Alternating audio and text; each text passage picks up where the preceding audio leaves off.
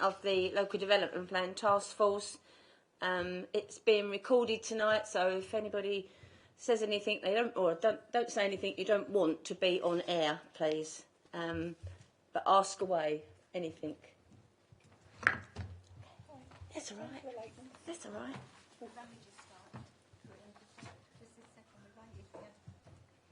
Okay. Are there any apologies for absence, Fiona? Yes, Councillor Collins. Thank you.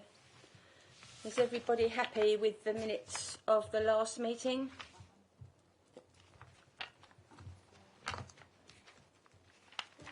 Councillor Arnold, yeah? Councillor Worrell, you happy? I wasn't here, so... Oh, no, you wasn't. Sorry, I do apologise. Councillor Pearce, yeah? Okay, thank you for that. I haven't got any items of urgent business that I know of. Thank you. Have we got any declarations of interest? No? Thank you. We're taking item 6 before item 5. So it's item 6, transport strategy presentation.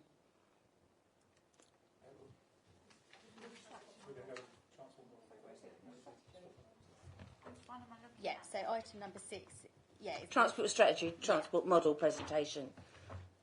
By Tom Van Drury. Yeah. Tom? Wow, thank you. And that's quick, item 6, so quickly on the agenda. So good evening and thank you for inviting me. My name is Tom Van Vuren, and I will lead this presentation. I was supposed to do this with my colleague Grace Soulsby, but she can't make today's event, so you'll have to do with me. Quick introduction. The project, the Thurrock, the Strategic Transport Model Development, is carried out by City Science and VLC. I'm a regional director for UK and Europe at VLC, and I take the technical direction for the development of this strategic transport model for you. Can I have the next slide, please? So you'll ask the question, why are we building a transport model? Yeah? Tom, could I just stop you for one moment? We're trying to find what Thank you. we're looking at.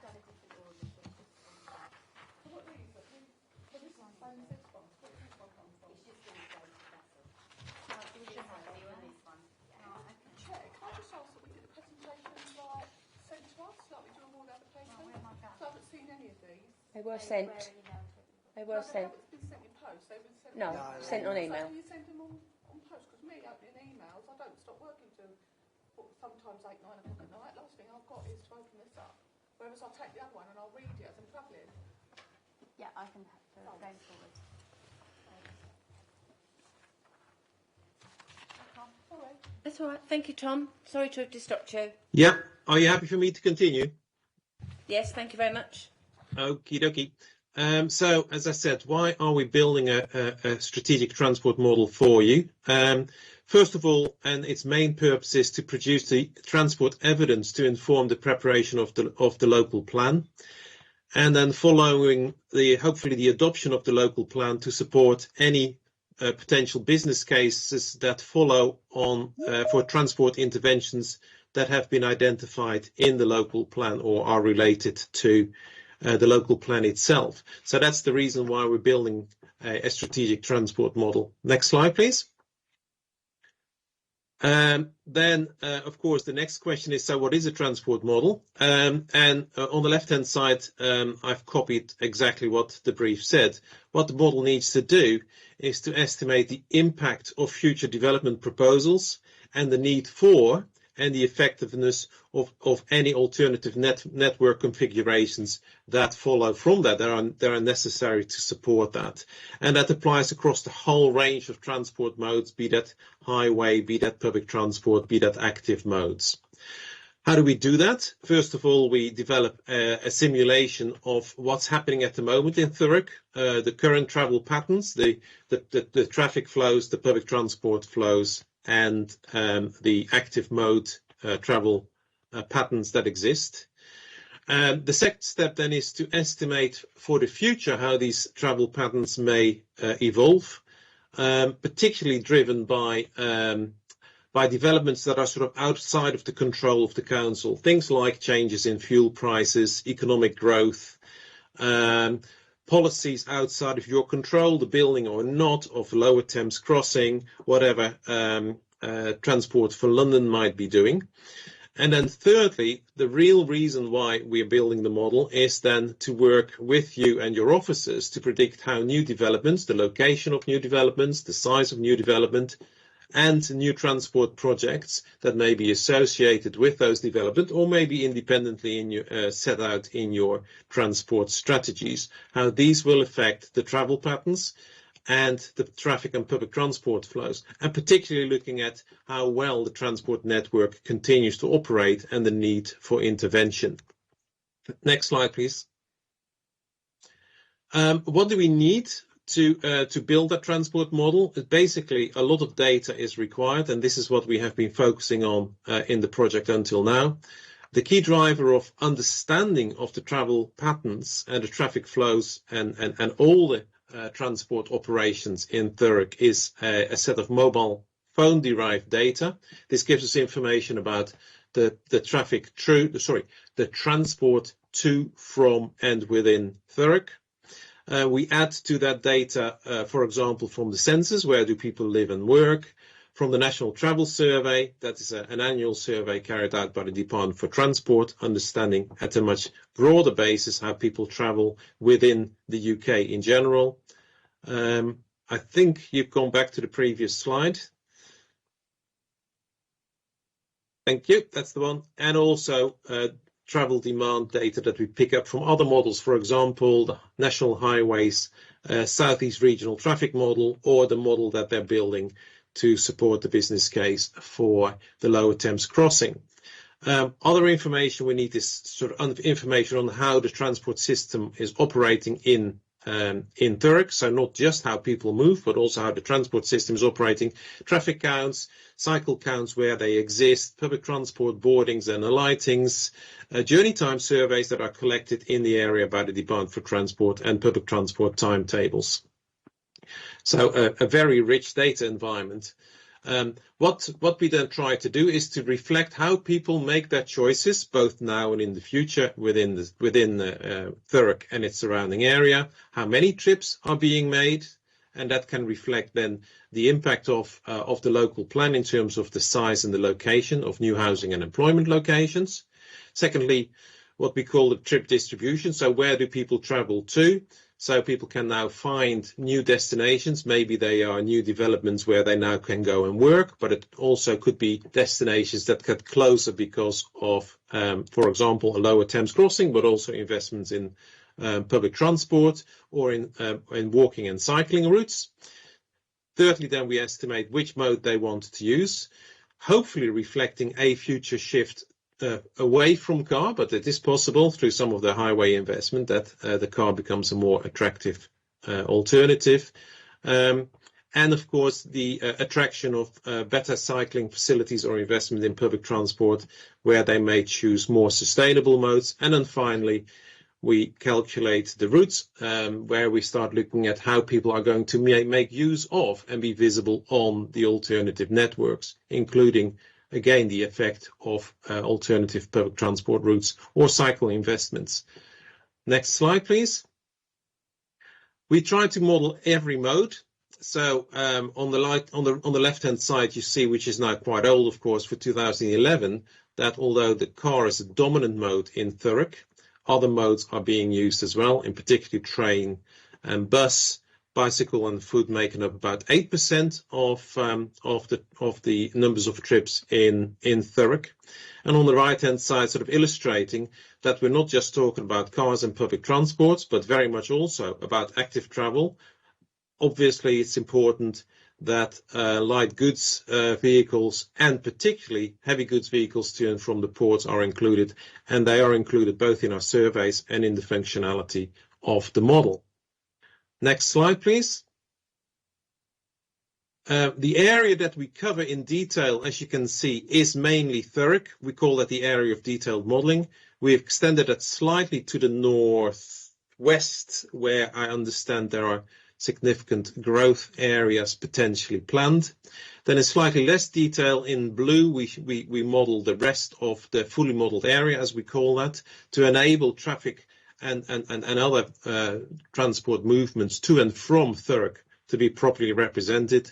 And then finally, we model the rest of the country in slightly less detail, but representing all the alternatives that exist, in particularly by road and by rail. Next slide, please. We're modeling the base year of 2019, so that is pre-pandemic, basically because the current travel patterns have not really settled down yet to a stable pattern. And we're forecasting for 5 future years to enable the local plan to really be investigated properly, and all the necessary transport investments that may be needed. We model mainly weekdays, and we model those in 4 time periods. So the AM and PM peak period, but we also pay attention to the inter-peak and off-peak periods when quite a lot of the actual demand in Thurrock takes place.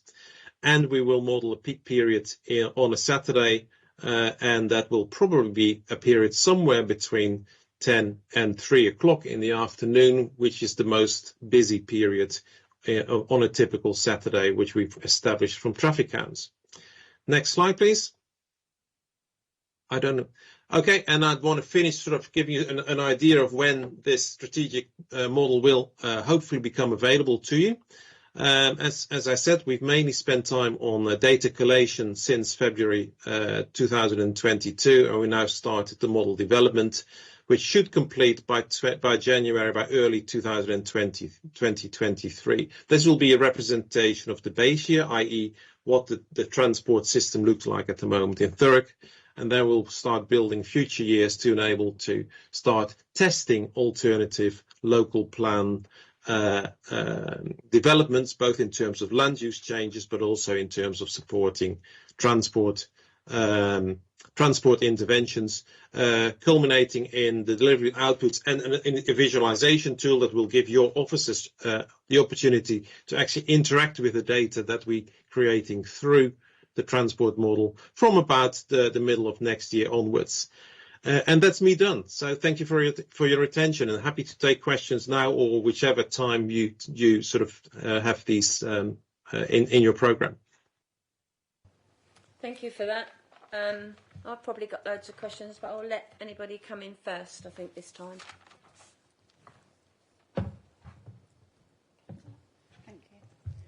Thank you, and thank you for your presentation. It's nice to be part of this committee at such an exciting time. I just wondered why we're using 10-year-old census information. Thurrock has changed somewhat over the last 10 years, so what you're modelling on is very, very dated. Do you not have access to the latest data for the census? It was done last year. We've only got partial access to the census. We will use the 2021 census data that is available, and that's particularly available on population characteristics. What we don't have access to, and as you can understand, which is not particularly helpful, is the journey to work information that is collected as part of the census, which A, happened during a COVID lockdown period, and B, is not available yet. So we will only be using census information that is available and it is relevant, and that will be partly driven by what the government makes available in time. Sorry, Joy.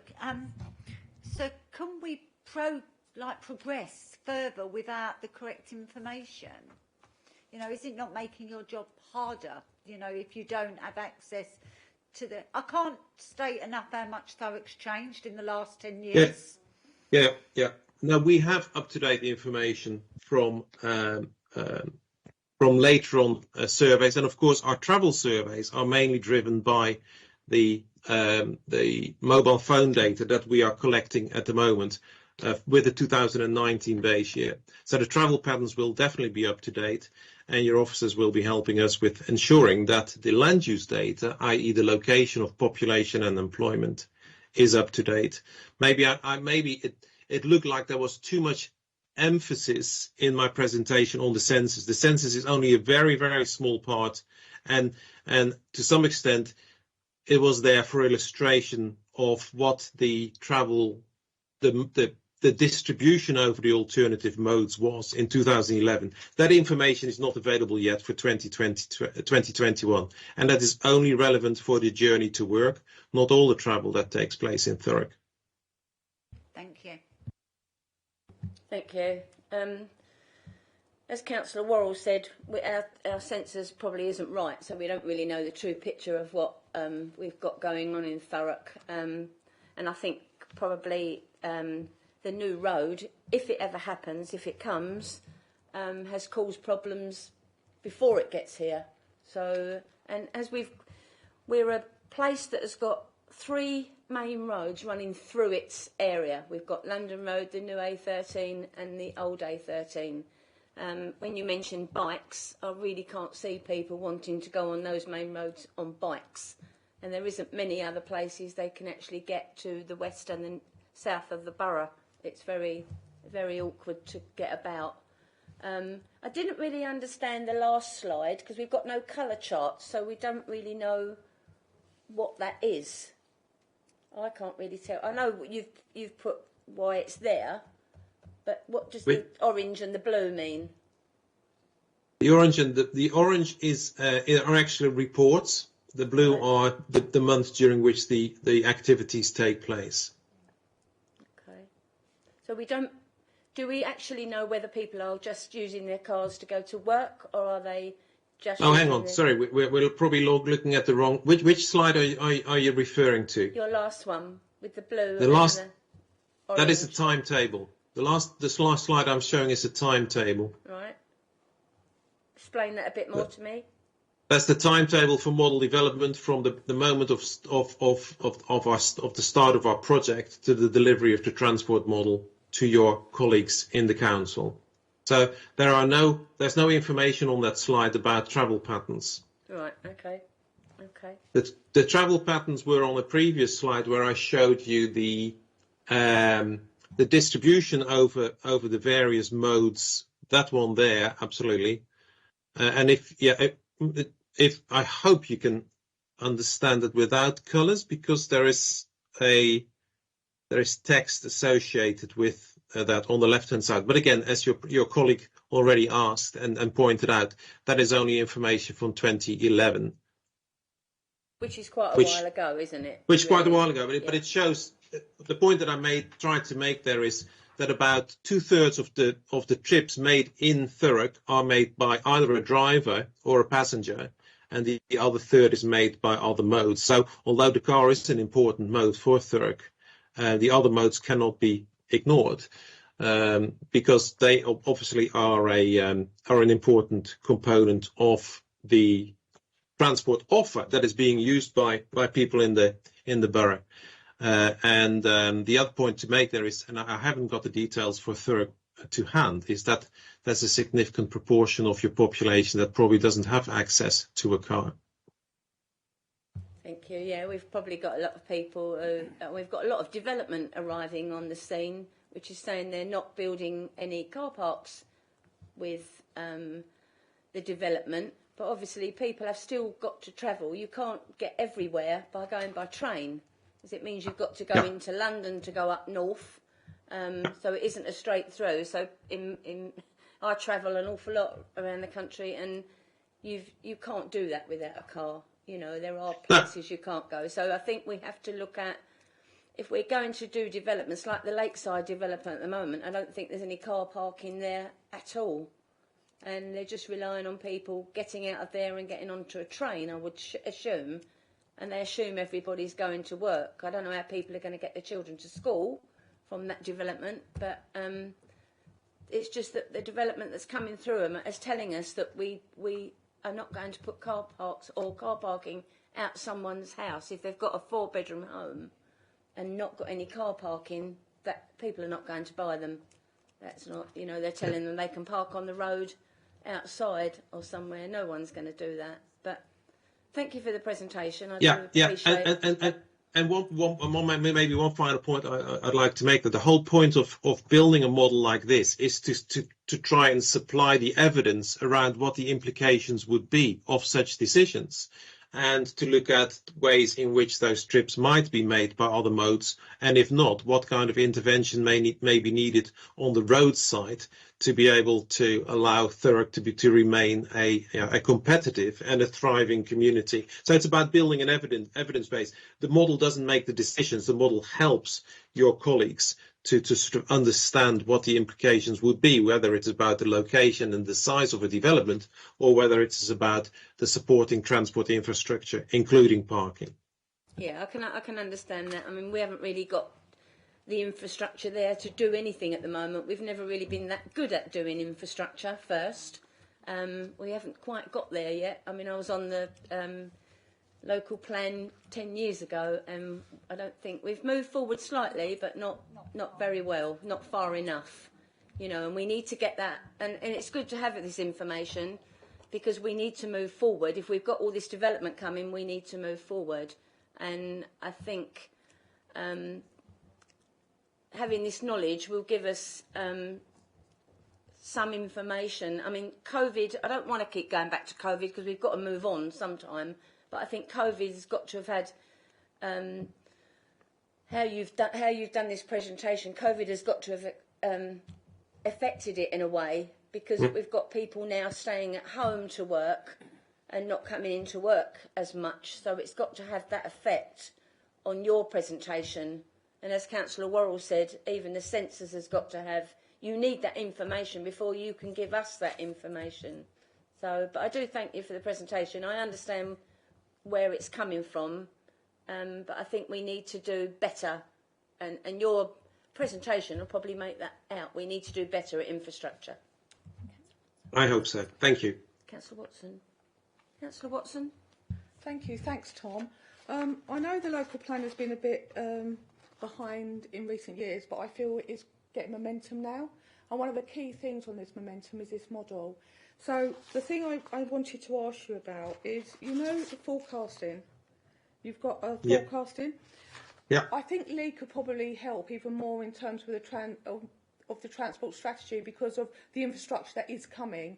There will be more cars and lorries and so forth, especially when we've got Corringham that's going on. So he has already got the plan of all the massive developments that happen here, as well as those little ones like it, well, quite big, 3,000 up in Purfleet and other places like that. And I think that's a really good way of plugging that in. So at least you've got an idea of how many HGVs backwards and forwards there will be. And you could program that over, I think, the 25th, like, to 2050. The other thing I'm really interested in, and probably nobody else is, but if I could see sight of the model development report that's coming in February 2023, Lee, that would be really good. So I've got to understand how you've worked the model out in terms of how you've also took into consideration the infrastructure report there should be, as well as everything else. But personally, I think this is coming on. It's coming on faster than what it's done in previous years. So well done to Kirsty and Matt and Lee on that one. Thanks. Good praise there. Thank you. Has anybody else got any questions for Tom? No? Maureen? I'm just worried about, as everyone else here is tonight, about the amount of cars that are going to be on the road.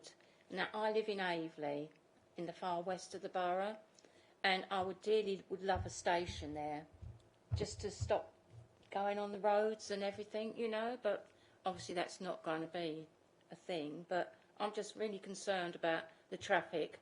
I have trouble getting here at night because of traffic from the Dartford roundabout, the Queen Elizabeth Bridge, and that's just one area. I'm just thinking it could be just one massive nightmare. I'm sorry to say, but thank you for your presentation.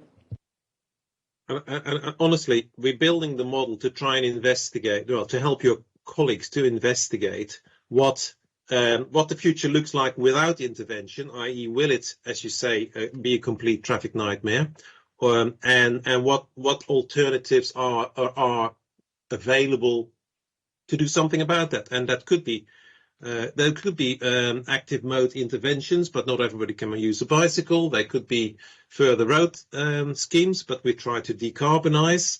There could be public transport investments, but transport operators are struggling at the moment with falling passenger numbers. So it isn't going to be easy, and that's why the tool is so important to give a consistent basis for your colleagues to start looking at how to handle not just the local plan, but also the other interventions on the transport side that will be needed to keep Thurrock moving. Thank you very much. There's not a lot in the presentation. You've mentioned lorries and more of them on there, but we've not mentioned lorry parks. Is there anything in your presentation to come about lorry parks? We are not planning to do much about lorry parks, but if it's important, then I'll be very happy to hear about that and discuss with your colleagues if that's an important component. The key thing about a transport model is it needs to reflect the reality of the place that it tries to simulate. So if lorry parks are an important element, then we would have to look into how we can represent that in a model, and particularly if the location changes or if their size changes or if the regulations around these lorry parks may be changing in the future. I think we all know we've got more lorries on the road at the moment, and we have to have them because we need the logistics. So we need them to deliver our produce, our goods, and everything to the area, and we have got worse. So I think there needs to be something. I think Matt wants to come in on that. Thank you, Tom. Just really in relation to the ability to be able to test and model a scenario if a lorry park location was identified. I think part and parcel of what City Science and Tom are bringing forward with their model is the ability to be able to kind of understand the impact that a development or a lorry park might have on the network. So as and when a location might be identified, it is something that City Science can be brought in to do a scenario test and understand the impact of lorry movements in and out of a given area. It's not something that we've asked them to look at the moment because we haven't identified a lorry park location. So, but it's something that they can certainly look at in more detail as and when is needed, really. Thanks, Matt. Yeah, I think there is. I mentioned it to Kirsty the other day. But I think we've got Tilbury 1 and 2. We've got a lorry park there, and we've got obviously the lorry park at Earthly End, London Road. So if a lorry driver's tachograph comes to an end, he's got to park on the road, and we are getting more of that parked on the road and streets and where they've got to stop. So I think I would like it looked at, Matt. We've got to look at something. I mean, years ago we were promised 4 in the borough, you know, so there needs to probably be another one in the south of the borough for lorries to get off the A13 and come into a lorry park. So I think we have to look at it just to see what we've got. So we've got more. I don't know how the rest of the panel feel, but I feel we've got a lot more lorries on the road than we've ever had. And it's. They do. They park everywhere, and because enforcement has to come out. But if enforcement come out and want to move them on, there's nowhere to move them on to. So we know most of the lorries don't want to pay for the night in a lorry park. But if they had something a bit nearer, they might move that way. But the police and the enforcement team have got nowhere to send them. So I think sometimes I just need it looked at. We need to look at that. But thanks, Tom, for that presentation. Much appreciated. All good? Yeah. Okay. Tom, if you want to leave or you'd like to stay with us, you are very welcome. I might go and have a bite to eat. Okay. It was great. It was great to be there, and thank you for your interest. Okay. Matt and his team are working hard with us to get this delivered. Thank you. Thank you very much. Thanks for your time. We've got Thurrock Transport Strategy presentation. Is that you, Matt? Yeah. That's Councillor. Yeah, it's. Thank you very much. So for those that don't know me, my name's Matt Kiley, Transportation Services, Strategic Lead for Transportation Services. My team's responsible for bringing together the strategic side of transport planning, and the transport strategy and interim transport strategy is a key piece of work that we're bringing forward at the moment. So my team, with support from some external consultants have brought forward a version of the interim transport strategy, which I've got some slides this evening just to bring you up to date with the work that we've undertaken. My colleague Richard Latcham is also on the on the call, joining us virtually. And Richard's been, you might recall that Richard and I presented about a year ago, probably over a year ago now, in relation to the vision work. And the vision work has obviously informed what we're doing now in terms of bringing forward the transport strategy. Slide, thank you.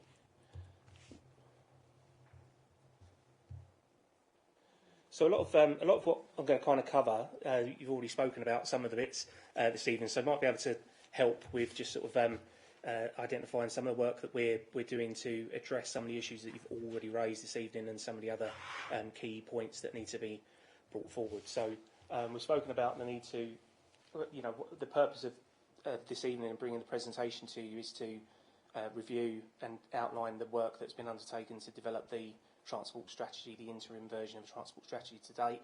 Let's go through some of the key content and messaging that brings out the key points. Again, some of those already raised, but the key kind of things that we will be exploring through the transport strategy and already worked up through the draft version that we've got.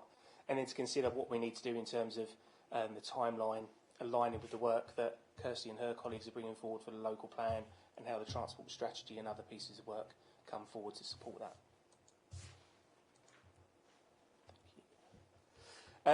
And transport strategy isn't just one document, it is a whole kind of package of documents really. When we came to you a year or so ago, Richard and I spoke about the evidence base work that had been undertaken to inform some of the local plan work and identify that it was a transport focused piece of work, identifying what we've got on the network but where there are gaps and what needs to be addressed going forward. We've also got the vision. The vision is a kind of evolving document. We brought a version of that to you a year or so ago. That has kind of developed as the transport strategy work has come forward. And within the transport strategy, obviously, we identified the key transport policies that we need to adhere to and be aware of as we do look at what is needed to improve the transport network for the future, for now, for the future, and as the local plan growth numbers come forward, what is needed in terms of moving people around the borough, getting people to services, jobs and opportunities, also looking at what's needed in terms of freight movement and congestion on the network. So this slide sort of sets out really some of the work that we've undertaken to date.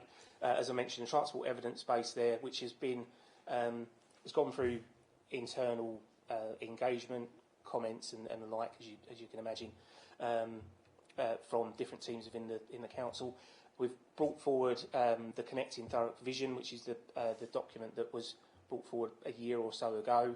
That sets out the longer-term innovative approach that the council is looking to take to address the issues, longer-term issues on the transport network as we cover this local plan period and the growth numbers that we have to accommodate within this local plan, but also probably the next local plan as well.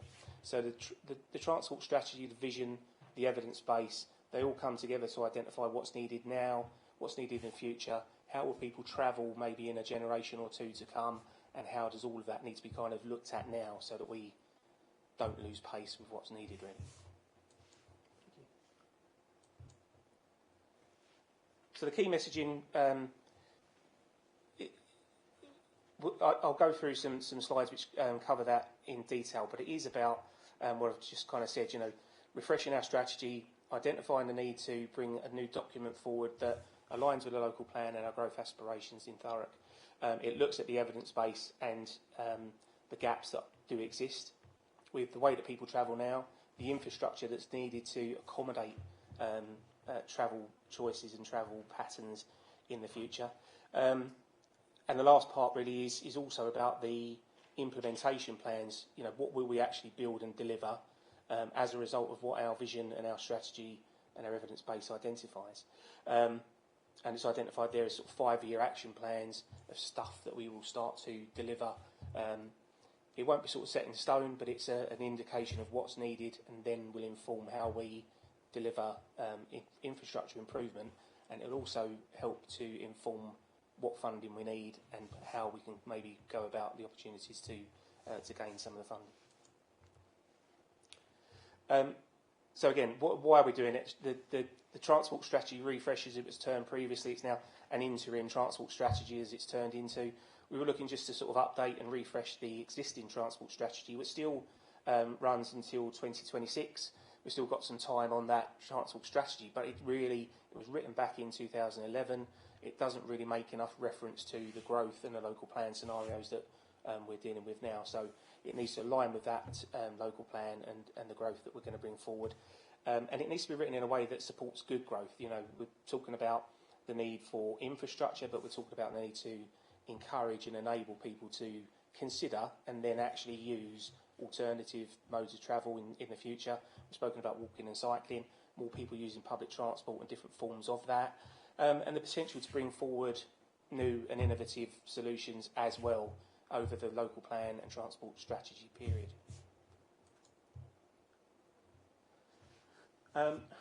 So the vision work and the work that we've taken forward to date, I've kind of mentioned that it's not just one thing. It's a collection of things, and the work that we've done to date identifies the vision statement there to create a transport system that improves the quality of life for people, makes those connections and delivers zero carbon economic growth. The goals are identified there, the key goals that we're working towards, across 9 strategic focus areas as well. There's another slide to come which identifies those strategic focus areas, but some of these won't come as a surprise. You know, the things that have been on the transport strategy, local transport plan agenda for quite a while, things like, you know, safer roads, facilitating the need for development, growth and regeneration, but also now looking at sustainable development, you know, and climate change, resilience and responsibility.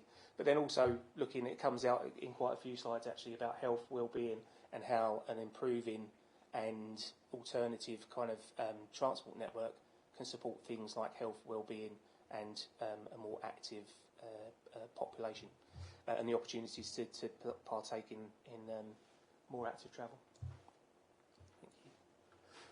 Thank you. And again, you know, some of the work that we've undertaken, the evidence base identifies some key priorities and challenges. But as I mentioned before, we clearly want to look at what is good growth and how the transport strategy can support good growth, and integrating with new developments. Councillor Redfield, you've already mentioned how does that work if there's a lack of parking, and how do people sort of move around the borough. So it's looking at good growth and integrating what needs to be done across those new developments. Also looking at health and well-being, focus on health with the potential to encourage people to walk more, cycle more for certain journeys, get more active just in terms of, you know, being more physically active, but then also incorporating that into certain journeys, you know, rather than maybe always using the car. Can certain journeys be made by walking or by cycling, or by an improved and better public transport network that people can rely on a bit more and then make use of into the future. And also there's the decarbonisation agenda there, you know, and looking at how the work that we bring forward in the transport strategy sits alongside the level of growth that we're bringing forward, but also looks at how, you know, the impact and how we can mitigate against some of those climate issues. So this slide identifies some of the challenges and opportunities that we've identified as we've evolved and developed the strategy. This one, again, is around good growth and accessibility. Some of the key points that come out around that, you know, in terms of challenges, but probably also opportunities, is population growth. You know, there's a large number to accommodate across the local plan in terms of the population increasing, more houses being built, more jobs being created, and that obviously does bring a challenge with it to a transport strategy, but it also brings with it an opportunity. If new houses are being built, there are development opportunities that we can link into to deliver infrastructure enhancements and the services and the physical measures that will support and help the transport network. Another one that's identified on there is the impact of the Freeport. Again, you know, that it has the potential to bring an awful lot of traffic movement to the borough, but it also brings with it a real opportunity to work with Freeport, look at the funding allocations that can be brought out of that work, again, to support more sustainable and active travel opportunities for the future. Another area of opportunity and challenge is in relation to health and wellbeing, safety and air quality. And again, some of the key points identified there: local health challenges, and how we can support the local population, maybe in considering different ways and maybe healthier ways of travelling, but also looking to combat the impact of vehicle movements on the network, the air quality issues and the health issues that come from that. So working towards things around low emission vehicles and alternatives is a key part of the strategy.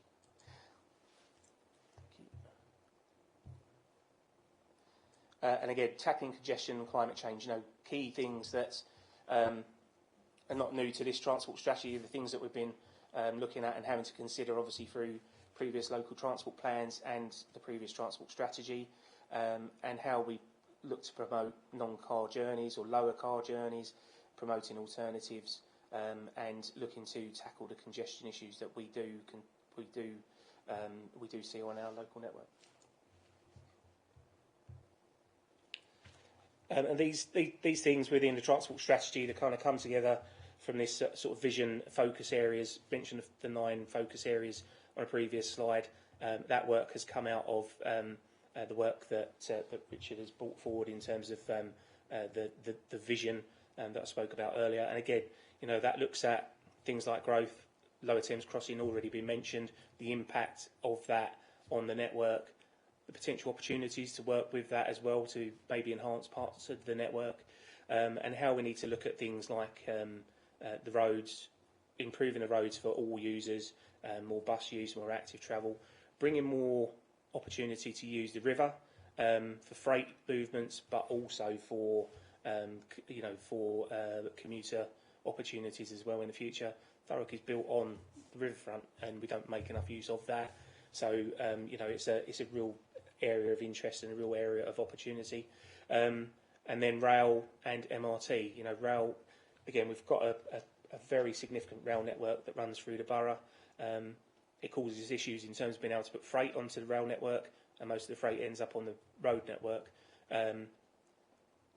So again, through the strategy work, through the vision, we've identified the need to do some more detailed and more focused work on a rail investment, rail plan, and the same for MRT, which is mass rapid transit. A more reliable and more accessible bus network and bus routes across the borough.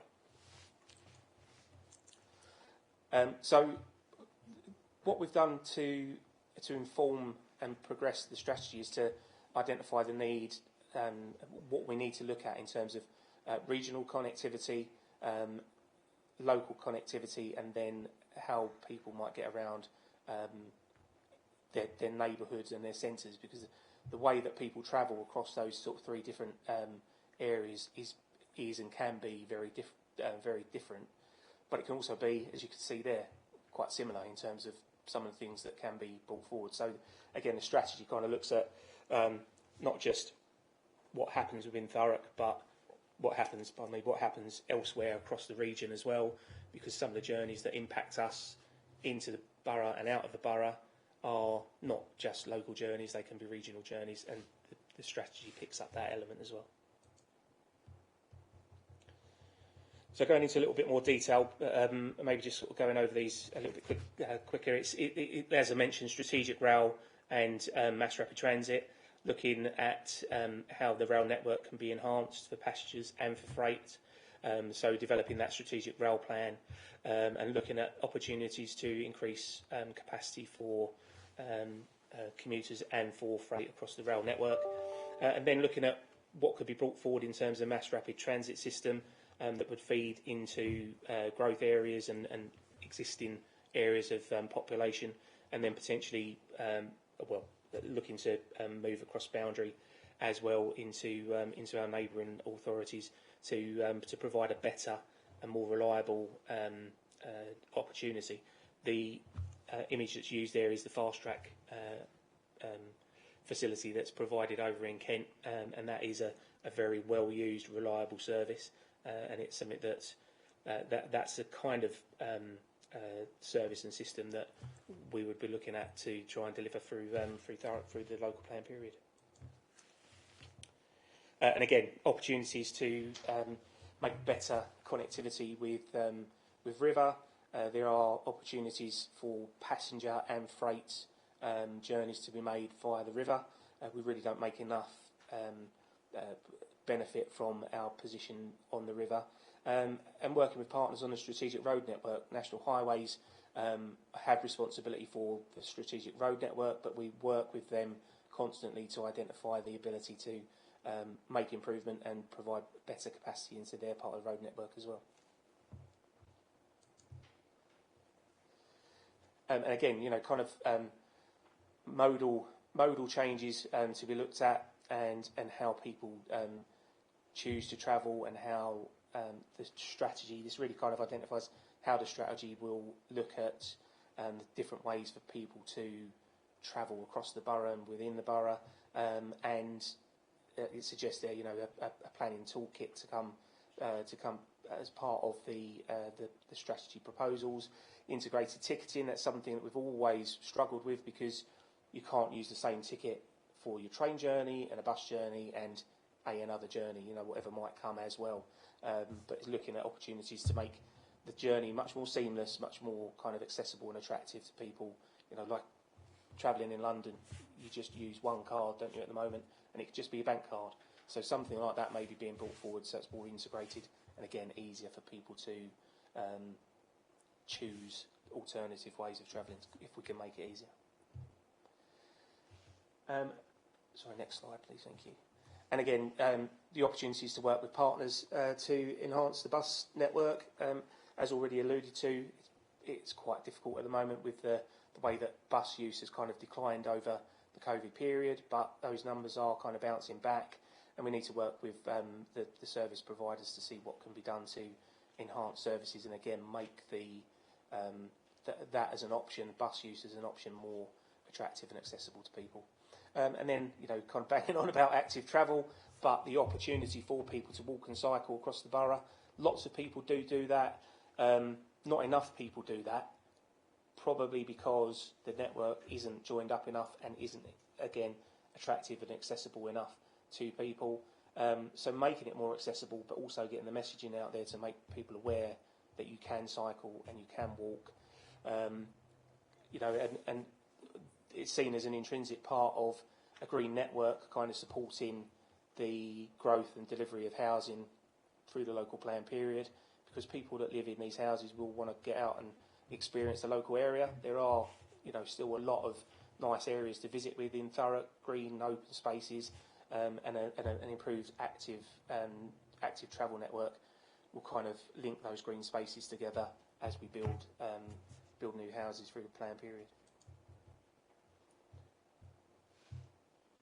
And again, kind of, accessibility point there in terms of local roads, and identifying the need to focus in on air quality and health issues, to look at the Vision Zero, which is all really related to road safety and the accidents and incidents that happen on our network, and also looking at how we continue to maintain the network going forward.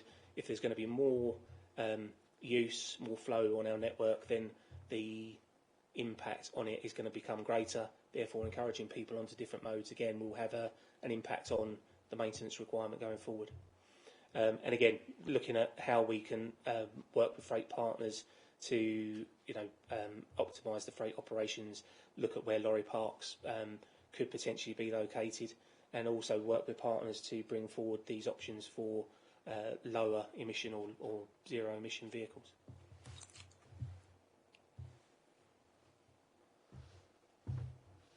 And again, look, this kind of really covers more from a kind of a local neighbourhood point of view, how people will travel around, and the strategy looks at those kind of key points to get people to think about and then be able to travel in different ways. And again, access to rail is seen as a key point to that. Better interchanges that make rail travel more attractive and accessible. And then this idea of bringing forward a mass rapid transit route, or the beginnings of that, and we have kind of identified through the strategy work what that potentially might look like, but obviously it's very much in its infancy and needs to be developed as we bring forward the strategy work.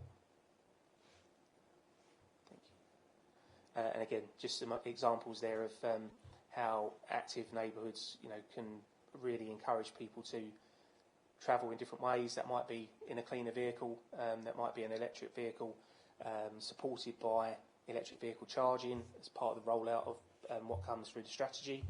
The idea, I know it's not supported fully, it's not supported at the moment within Thurrock, the idea of electric scooters, but everybody's using electric scooters. It is something that does need to be considered going forward, but provision and network needs to be provided if we're going to allow people to use, formally and legally use, e-scooters outside of a hire scheme, which is the only way you can use them legally at the moment. But everywhere you turn, you see e-scooters out on our network, so it's something that obviously we're kind of looking at and considering the need for going forward. And some of the stuff, Councillor Bessel, you mentioned the ability to be able to kind of travel to certain places without having your own car, but what we're looking at is sort of promoting things like car clubs, so you can hire a car for an hour or a day or whatever it might be, and potentially that could be an electric car rather than a petrol or diesel car. You hire it and then you use that for a journey that you might need to use. Therefore, going forward, there is a reduction in the need maybe to have a car parked outside your house or purchase a car. And again, this is looking at generations to come. May not own cars in the future. They may well be looking at these options as something different. Jumping on an e-scooter for small journeys, hiring or being part of a car club to then use the vehicle when you need it.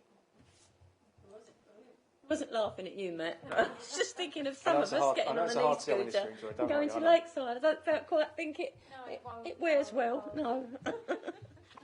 Sorry, Matt. This slide really just kind of, I mentioned the 5-year action implementation plans. So the strategy identifies all these things that we need to consider and bring forward through the strategy period to support the growth within the local plan. And 5-year action plans will be when we start to actually look at the detail of what can be delivered. Can we put a new cycle route in? Do we need to expand the capacity at a junction and at a roundabout? Because it's not all about people walking and cycling. It's a very, very significant part of our strategy. But obviously we have to accommodate the need for traffic on the road network now and traffic on the road network in the future. So it's also about looking at what physical measures, what improvements to things like junctions, roundabouts and interchanges will be needed, so that we can look at what needs to be delivered kind of in these 5-year chunks. Some of it probably won't all be delivered in a 5-year chunk, and it's a series of 5-year plans to deliver the infrastructure that's needed. And that will focus what's required, and then it will also focus how funding might be applied to support the things that we identify in our action plans. And that does sometimes come down to what central government say is available for funding, because it might be that there's a big focus on, at the moment there is active travel, and the money comes out for active travel. So we would need active travel schemes within our action plans to kind of enable that funding to come to the council. In the future, that might be a slightly different focus, and the money might be for something else. It might be e-scooter schemes. It might be more electric vehicle charging. It might be the thing that comes after electric vehicle charging that money becomes available for. So the implementation plans will look at what we can deliver, but it will be kind of tailored to the funding that becomes available. That's either through central government or it's through the money that we can get from development and developers as the local plan comes forward. And this one's really just just next steps in the process. Member updates have been provided. We've spoken to key portfolio holders. This presentation was given to them a couple of weeks ago to identify where we got to on the transport strategy. There is a need now to sort of finalise a draft of the document. There's a 150-page document that makes up the transport strategy at the moment. And then we're looking to move towards stakeholder engagement and then public engagement probably at the turn of the year. We are joining some of the local plan events that are planned and proposed over the next couple of months. and that will be where we talk to people about the work that we've done so far, where we've got to in terms of identifying the strategy and what's needed, and then kind of signposting people to the place where there's going to be more information available about our strategy in the future, and we will then launch a much more sort of robust and focused engagement and consultation exercise. So we're kind of going in using some of the local plan opportunity quite early on, and then continuing that to enable quite a lengthy engagement process so that people can actually read the document and then comment on what we've provided.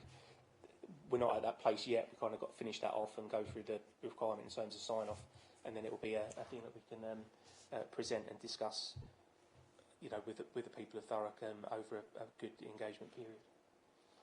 And the last slide really is just kind of setting that out again, the timeline. Have that slide, sorry. Oh, is it not?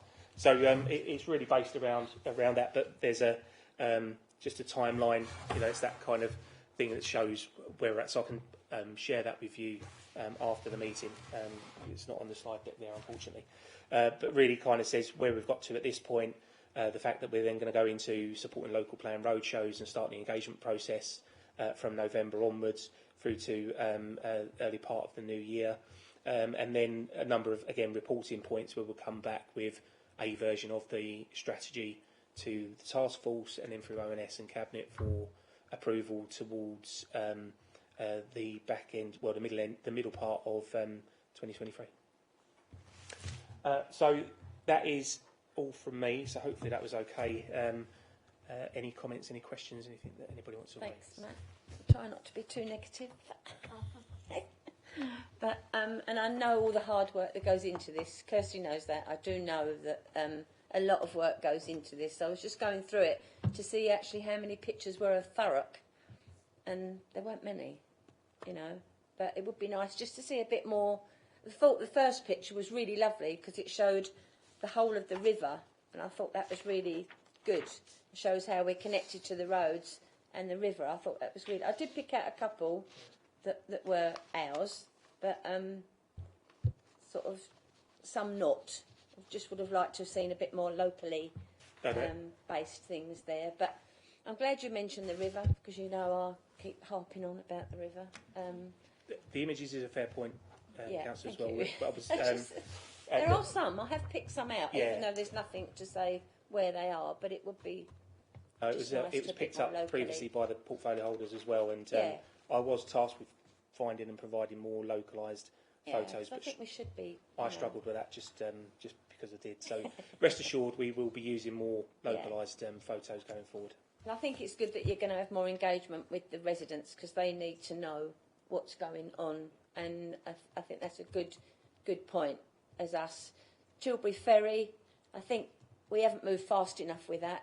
We could be a lot faster with that. We've obviously got to renew the ferry anyway, because at the moment I'm looking at it and it's falling apart at the moment, and you know cars are parking on there, and I think it's it is actually it's hundreds of years old, you know, and what I can't get in my head is Gravesend have done it and we haven't, you know, and if we're going to bring anything to Tilbury, we've got to supply something, because I think that will take a hell of a lot of transport off the road, because you can have a half an hour or 40-minute drive on the river to London doing your work, you know. So I think we've got to, these river taxis have got to be brought in. I was actually watching Tilbury Ferry come over the other day. He was having so much trouble getting across that river because it's a catamaran and it takes the wind underneath. And he was coming sideways across, and he's having to get past a container boat where he's having to go round and wait for it. So I thought, in a minute, he was so over the thing, he was going to turn over. So I think we need to look at that quicker. I seem to be pushing it for so long, and we're, as you in here, you're contemplating a bit more with it. I've probably got quite a bit, but I'll let Councillor Worrell come in for now.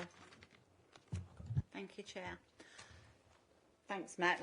That is really, really interesting stuff.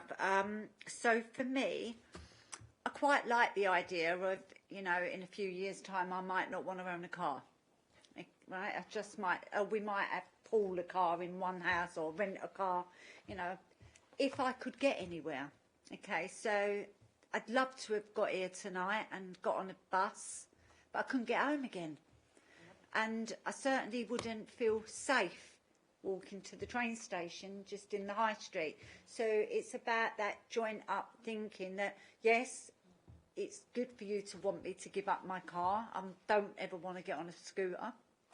But I certainly kind of would like to walk down the road and get on a bus, because I could save a fortune not owning a car, filling a car up, insuring it, MOTing it, all the stuff that goes with it.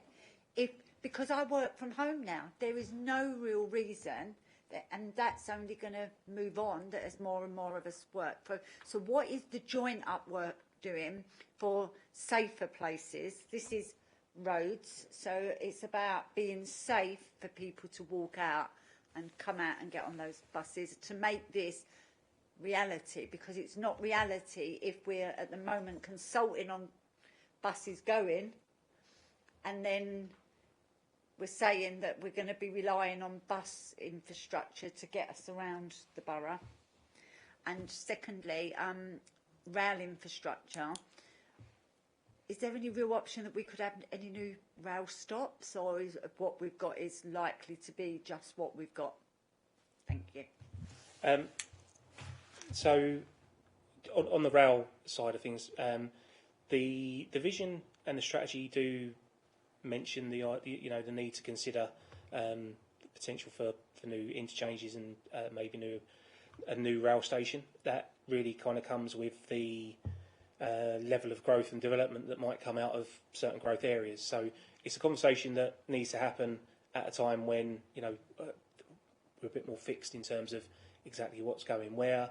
But if there's a need for that to be considered, then it's certainly something that comes through this work. Sorry, your other point was buses. Yes. So that is really the opportunity with the transport strategy work that we're doing now.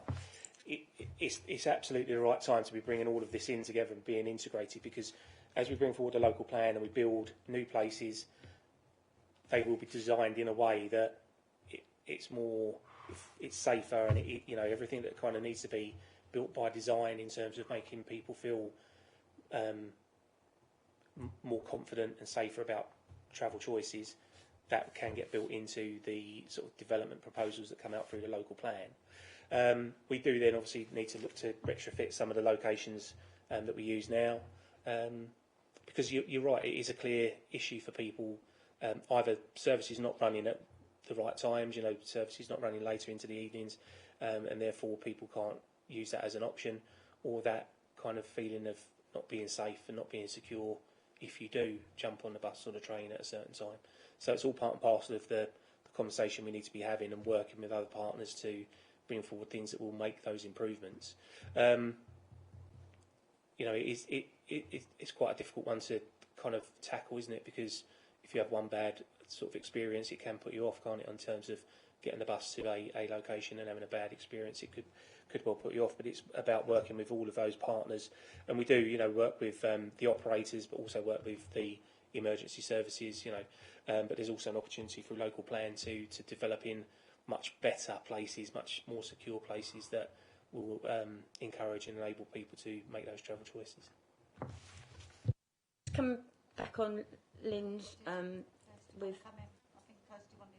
Okay, sorry, Kirsty. Sorry, I was just going to come in and add really quickly to Matt's point. I mean, one of the real benefits about a local plan is being able to look at things holistically. So we look at transport in the context of everything else that's happening. So the wider environment, the placement of homes, and through that, hopefully, we can create the right conditions that make public transport safe, convenient, and actually a viable alternative to your car. And like Matt says, it's not just about these new areas, it's looking about how we can make improvements to existing areas, maybe making our town centres more vibrant, having more of a sort of early evening economy, so there's more people moving around, so you feel safer in there, rather than it just kind of being a dead zone with you clutching your handbag in kind of a very poorly lit street. So it's all about that whole thing around creating conditions. It's not just about putting the infrastructure in place, it's making sure that the rest of the environment is geared up to support people making those choices and feeling safe and confident in them. And again, making it more welcoming kind of feel to places like these public transport interchanges and stuff like that. Thanks, Kirsty. Yeah,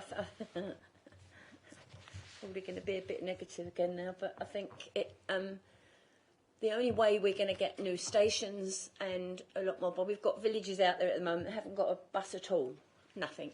I've sat on the bus user group for quite a while, chairing that, and there are, they move to a village with a car, and then they get to an age where they don't use the car, so they can't get a bus. So that, and the only way you're going to get stations and new places is to have big developments, because you can't sustain that without the big development. It's got to be either 2,000, something like that, and more to get that development.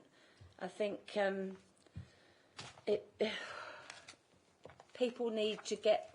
I don't think I personally, it's only my personal view, perhaps I shouldn't use that, but we're not going to get people out of cars because people need to use a car. Because most people, their family lives too far away to get to.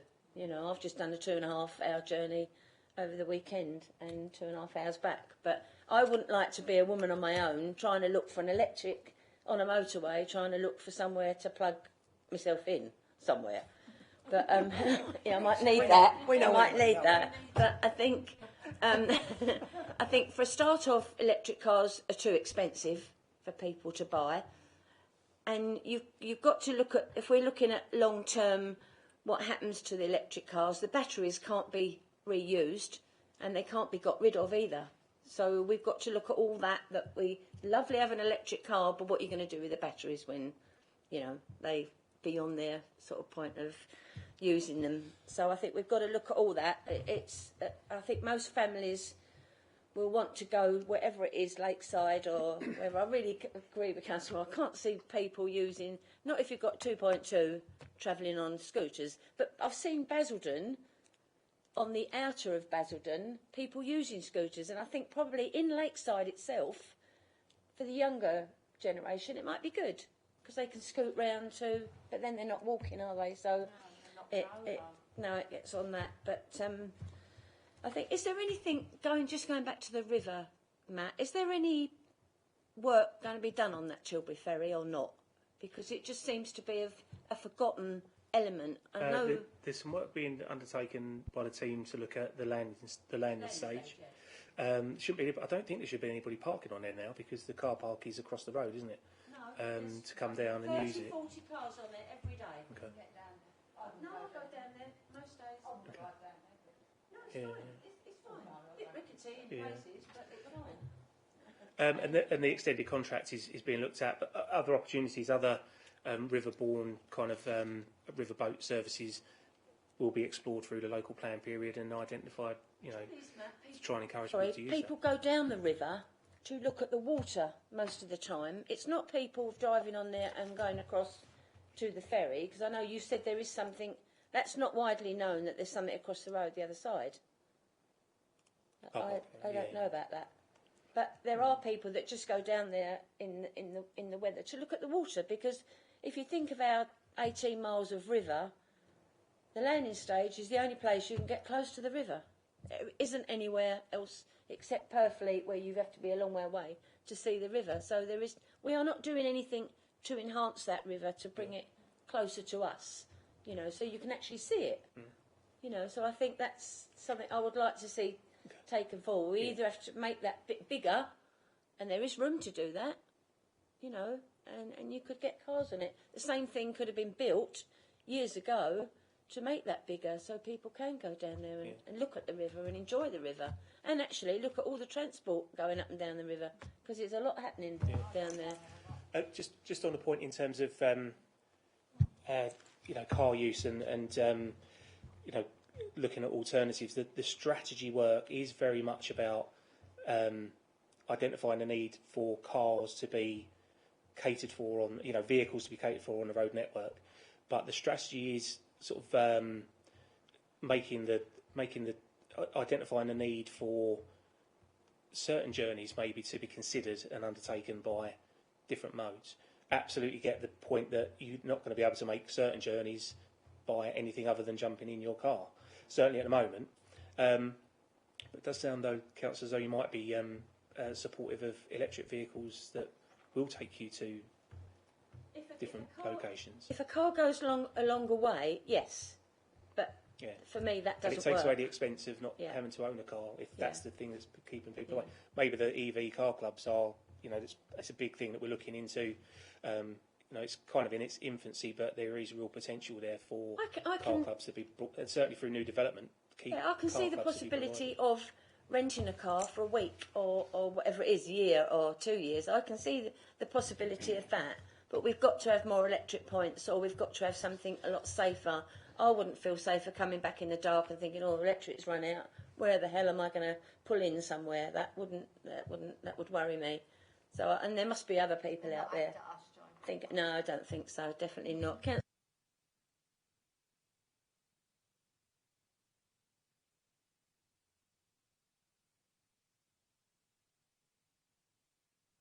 Sorry, no, I really don't think they're going to be an issue in a couple of years' time. I do hope so.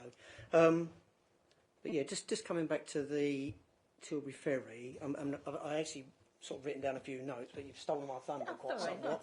I'm actually quite a frequent user of the Tilbury Ferry. I find it incredibly a good way to get across the river. I mean, I've got extended family over in Gravesend. Yeah, I'm particularly. I'm not a big fan of the river actually when it gets a bit choppy, but it is very good. Quite often. And I have found that when you go down to the jetty, it is full. But then you actually look at the people actually using the ferry at the times that I've been on. It's relatively, you know, you can get like a half capacity boat.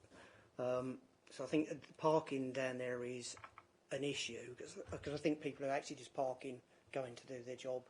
And they're leaving a car all day, you know, so I quite often have issues with actually parking down there, even though I'm a frequent user. But I was going to ask, is there any work being done with Kent County Council with regards maybe getting additional ferries? And I know this is a very long-term thing, but it is such a fantastic way of getting over to Kent. I mean, we you know, unless we have to take the car to get to the other side, we just don't do that now. We can walk to where we need to go. Is any work being done with Kent County Council to get the maybe extra ferries, or enhancing the one that we've got? Because I think it really can be built on. Yeah, it's work being undertaken to continue and enhance what we've got at the moment, certainly with the contract that exists with Kent and the ferry service that runs now. I don't think there's any specific work with Kent to increase the number of ferries that would be provided through that contract, but there are some strategic opportunities that will present themselves, I think, through the local plan period when new development comes on board, and some of the kind of larger town fund proposals come forward. There may well be some opportunity to link into river ferry opportunities to link in with some of that work as well. So opportunities are being explored. It's just kind of we've only had one, haven't we, for a very long period of time. It's something that takes a fair bit of time and thought to bring forward, and it's something that we need to, and we are considering through the strategy work. So the answer is yes. More is being looked into, but the actual sort of fine detail of it is something that needs to be progressed and brought forward. Yeah, I mean, I do completely understand it. I mean, the infrastructure side of that is probably mammoth to enhance that and to make that vastly better. I do really appreciate that, but I think sort of moving forward over the next X amount of years, I think is absolutely the way we need to be doing this. I think it also says that when the big liners come in and they look at where they are, they must think, you know, what a state we're in, because it does depict part of Thurrock, you know, and we need to make that. I thought there was funding available, Matt, to redo that landing stage, because there's funding for Tilbury, isn't there, from government? Towns fund, yeah. So I think the parts of the run-up towards the ferry are included, aren't they, in the Tilbury Investment Fund programme? But I don't think it includes improvement or betterment to the landing stage. But I'd have to ask Nav. He's a bit more closer to the detail than I am on that. I think we can do so much down that Tilbury bit, you know, I think we could have, if I've always said it, if you look over to Gravesend, they've done such a lot to their riverfront, and we've done nothing, you know, and I think we've got to do something. Sorry, I'm just going to let Councillor Pearce in. Well, thank you. It's just about electric cars. How long does one of them batteries last for? Because they're quite expensive to replace, aren't they? Electric cars? Are they? I don't know, to be honest with you. No, they have got a lifetime to them. It's quite a bit, isn't it? Yeah. Yeah, that's it, right. Yeah. You know, the longevity of a battery, I guess, depends on the battery, the car, how you use it, how you drive it. It's very much like an engine, isn't it? But You've with got a short bit of time backup, span, haven't isn't it? you, if you've got an electric car. So therefore, you know, the EV car club sort of option might be something that is more attractive to people in the long term, you know, for the future. You don't actually have to buy an electric vehicle then and spend 30, 40 That's right. plus £1,000. That might be a way. You can hire an EV through a car club, just use it for an hour, pay £10 for it or whatever it ends up being, you know, and that's the potential. You know, you could do that rather than outlaying £30,000, £40,000 to purchase a car. It's all this you can look into, isn't it? The other thing I was going to say is, we're talking about Tilbury. Perhaps you don't want to cross. You want to go across the other side, but you don't want to go on the boat. Like you say, it's rocky, much seasick, just for a short journey. Has anybody ever considered perhaps like a cable car sort of a fare going over there from Tilbury to Gravesend or something? It might be too expensive, I don't know. But it's too expensive. I think it was considered as part of the when it was Paramount World, wasn't it? The development on the other side, the potential for cable car to be looked at, but I think it just ended up just being far too costly. It'd be a short one though, but it was just a thought, you know. I think the issue as well is probably the ships moving across to sort of because of all the port, even like to Purfleet Port, you've still got relatively large ships that are going there, so you'd have to have quite a. But I think that's the cost of it. It's had to be such a big structure. It's going to be. It was just I'd a be thought. petrified, personally. I love them. I went to the one up in London, so I thought, that'd be nice. Yeah, Thank it's been done you. in places, isn't it? Car ferry going over there years ago, so it was a car ferry, wasn't it?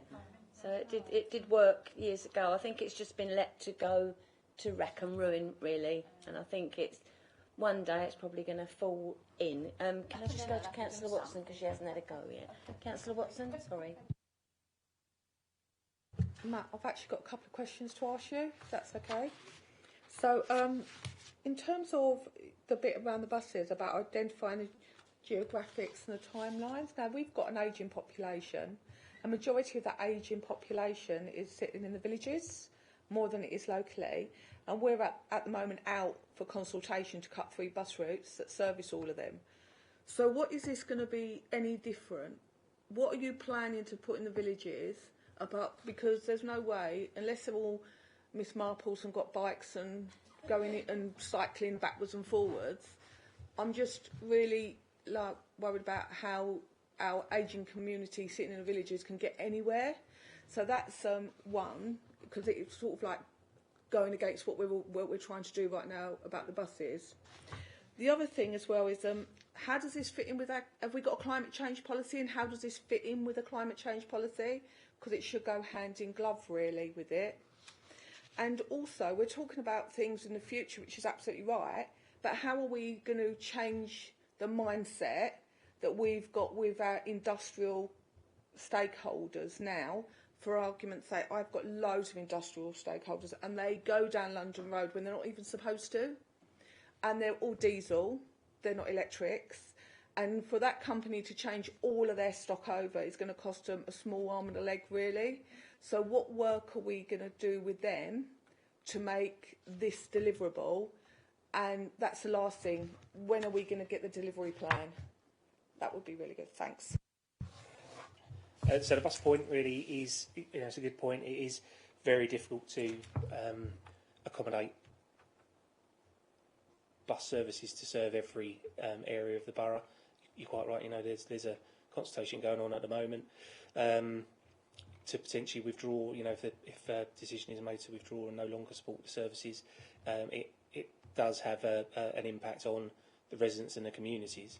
Through the transport strategy, what we'd be looking at is how a sort of growing and a different network could be provided that, off the back of development growth, therefore gets the potential to run a mass rapid transit network that links into and is funded through, becomes commercial because of the large number of potential people that it can pick up and serve through its bus service, and then potentially that broadens out to enable more remote areas to benefit as well, because the commercial service will become more commercially viable and supported, and therefore, at the moment what we've got is the potential for bus services to run into rural areas and not really pick enough people up to make it commercial. If we can kind of find a way to link in and integrate the growth with the outlying areas, then there becomes the potential to provide support. Just add something really quickly on that. Also, as well, at the moment, the way that we can utilise planning obligations is quite restrictive, because we're having to use Section 106, which means there are certain tests where it's going to be directly linked to development. Alongside the new local plan, we'll obviously be preparing either a community infrastructure levy or an infrastructure levy if the government have changed it. That gives us a bit more freedom in terms of how the monies can be spent. So we wouldn't have that pooling restriction anymore, and there'd be an opportunity for the council elected members to make different sort of priorities in terms of where they would and how they would spend that money. So there's that opportunity as well in terms of being able to provide some form of subsidisation going forward if we wanted to divert MRT or different types of routes through the villages so that they would benefit that ageing population.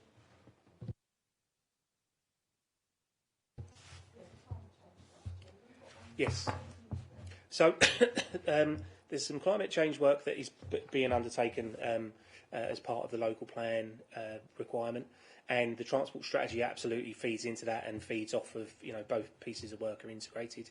You'll be aware, I mentioned the air quality work, and there's an air quality strategy, air quality and health strategy that exists at the moment, needs to be refreshed to align with the strategy work and the local plan. So all of these things are certainly integrated so that we can understand what improvements can be made, where they need to be made, because there'll be certain areas where there is an air quality issue more than others. So modelling work has also been funded just recently to bring forward the new air quality model, identify where there are key air quality issues, management, AQMAs, air quality management areas, and then bring forward actions again that will help to address those issues and hopefully reduce some of the air quality problems that we face in certain locations. The wider transport strategy, the whole thing is around trying to sort of look at the carbon element of transport and how we can reduce that by encouraging different modes, cleaner vehicles, and like I say, journeys maybe that don't need to be made by a vehicle at all. So it all comes down to helping with the carbon agenda there as well. Yeah. So again, through the local plan work, there's a lot of engagement with these kind of those stakeholders and parties. They will certainly be part and parcel of the stakeholder engagement that we undertake as part of the transport strategy consultation. If they're kind of freight related, there is also the ability for a bit more focus on the freight kind of community as well, to identify what can be done. And like you said, it's a case of it's going to be an expensive thing to retrofit and clean vehicles and clean fleets and things like that. So it's working in partnership with businesses and local partners and the local authority to identify what funding opportunities are out there now, what might be coming in the future, how we might be able to make best use of funding that might become available. And that's kind of what I was saying about the 5-year packages. If there's a focus at some point in the future around cleaner vehicles and that kind of thing, we need to be able to say this is kind of how our strategy identifies what we would need to focus on, and then if money becomes available, we can maybe manoeuvre those 5-year action plans around to fit the funding that might be available at a given point. Some of the time we just don't know what's coming out really in terms of funding allocations and funding opportunities. A lot of it clearly we do, but sometimes things just kind of appear and you get the opportunity to make use of funding. Our strategy will strengthen our kind of future bidding processes for future funding, if we get the strategy kind of tight enough, and then our action plans in a state that can either focus on funding as it becomes available or move stuff around to fit funding that is available or becoming available.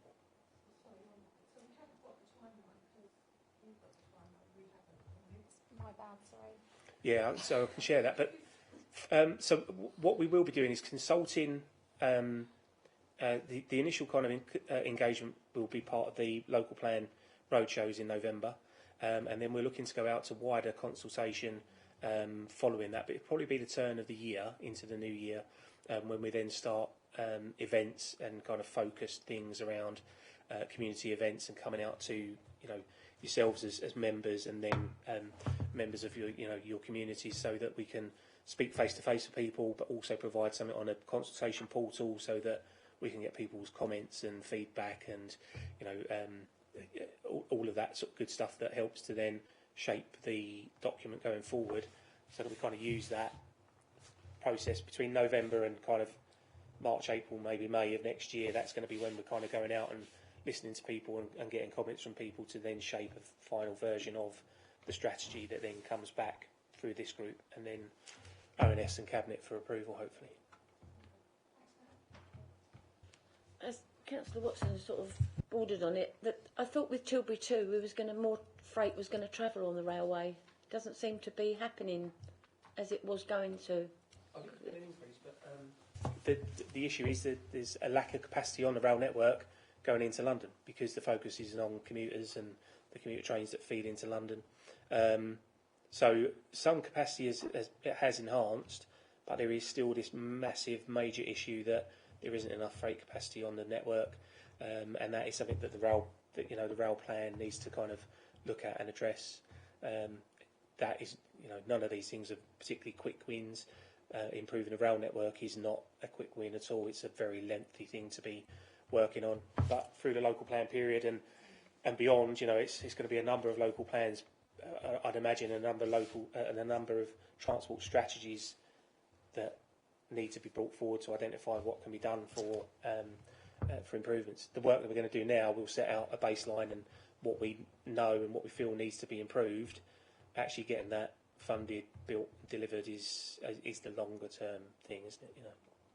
Sometimes it's what's promised, Matt, isn't it, in meetings, and that's going to happen with whatever's coming from Dubai Ports, Tilbury 2. The network has got to be done to get them across to the railway, hasn't it? So I think there's still a lot of work to be done down there. Hopefully it will come. And exploring the river opportunities as well for freight. Definitely. Councillor Cottrell, one of his key things is looking at short sea shipping, where you can take, the container doesn't actually hit the dock, it doesn't hit the road, it comes off the big container ship, transferred onto another ship, and then is taken by that ship to wherever it needs to go to. It doesn't hit our road network, it doesn't cause congestion or anything on our road network. It actually is shipped from ship to ship and then moved by river or sea. We have got to start using that river more. The opportunities, definitely. The opportunities there, and we should be using it. It is used. I mean, there is a bit. Sorry to. Did you say you had a Richard election? We might want to come in, or Richard's on the. Is he all right? I've kind of waffled on quite a lot. You've taken it away from him, really. Coming on. Richard was obviously influential with our vision, and he's been very influential, significant kind of partner in bringing forward the strategy work that we've done to date. So, Richard, I don't know if there's anything you want to kind of add? Not really. Lots of hard work going in there, I think. Lots more hard work to be done, really. I think that I've taken loads of notes, basically. So a lot of it for me, councillors and chair, was to listen to what you're saying and to feed that back into this process. So no, not unless you've got any direct questions for me. I'll let you move on to the next topic. Thank you, Richard. At least you've taken notes and you know how we feel and what's happening. So hopefully you'll be able to feed back next time to us. That'll be good. Thank you very much. That's okay. And thank you, Kirsty. Thank you, Matt. I do know the hard work you put in. I feel like I've been here before, though. Probably in another life, So we're on item 7. Yes? Successful places. Owen, are you still there? I've not got fed up. Sorry to keep you waiting. No, that's fine. Thank you. Thank you very much for inviting me along. I'm going to give you a short presentation this evening on it's early stage work that we've been doing with your officers on reviewing the Thurrock design strategy that's currently in place and updating it to bring it in line with the latest reviews of the local plan and to set a sort of a benchmark standard for high quality design, high quality placemaking in Thurrock and set out the local authorities' expectations. So the aim really of this bit of work is to update the existing design strategy supplementary planning document which exists, which sets out sort of the planning implications of urban design in Thurrock. That was drafted back in 2017. Since then, a lot of change has occurred in the planning policy world. The publication of the National Design Guide and the National Model Design Code by the Ministry, well, it was Ministry of Housing and Communities and Local Government, but it's now the Department of Levelling Up Housing and Communities this week. The aim really is to update that work and make sure that the what Thurrock Council the importance to really write down and set out clearly to everyone the importance that Thurrock Council place on good design in placemaking and planning to maximise the opportunities and to make the place better for all residents. It's also to sort of align expectations between stakeholders so that developers know what they're expected to do when submitting applications in Thurrock.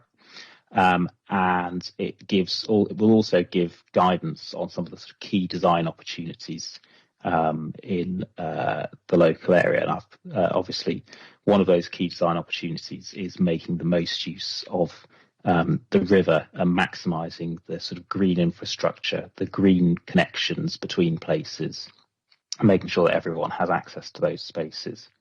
And obviously it will support a link into the local plan, and the aim really is to support and streamline well-designed development in the local plan. So it's not about a stick to beat developers over the head with. It's about setting out clearly what is expected from developers, and from the part of developers, they can understand early on what they need to do to get quick permissions and get building in the local authority in the local area, and so that you can get great places out of them and that they can achieve their goals as well. So if you jump on. So the document, when it's finally produced, will ultimately sit at the top level of what's called the sort of the Thurrock Design Guide, and this is an emerging set of documents that are underway as part of the local plan process, and the aim really is to have a set of design guides for different aspects of work that will support each other and that will go into different levels of detail for different applications. So it's to help practitioners, to help urban designers like myself and developers and also planning officers to understand what is expected in terms of good design in Thurrock. The design strategy is ultimately intended to be a sort of corporate document because it goes a bit wider than the planning system. It also has implications for some of the regeneration projects, and it's aimed at sort of corporate statements of values, but there will be supporting planning guidance just to tie off how it will be applied in the planning system. And it will also, because there is a huge amount of good work that's been done in the last few years on setting out what is good quality design and what is high quality placemaking in terms of overall national standards, in terms of creating healthy places, in terms of creating high quality streets, safe streets, and great links to open spaces. So there's no intention to reinvent the wheel with that. So the idea is to sort of signpost to best practice and to other planned and emerging planning documents within Thurrock's local plan. And finally, it works with and will sort of help codify and help sort of set out understandings around the PPAs, the agreements that have been signed with developers to support the planning process, to help so they can engage in a sort of structured way with planning officers. So I'll run through some of the sort of contents if you're able to jump on. So the aim really, we were asked to put together a high level document that set out the sort of principles of good design in Thurrock, and we were asked, what are the most effective ways of doing this? What are the most effective documents that you've seen elsewhere in the country that set out what's expected of developers and aligns expectations and makes it clear what high quality placemaking is in a particular local area.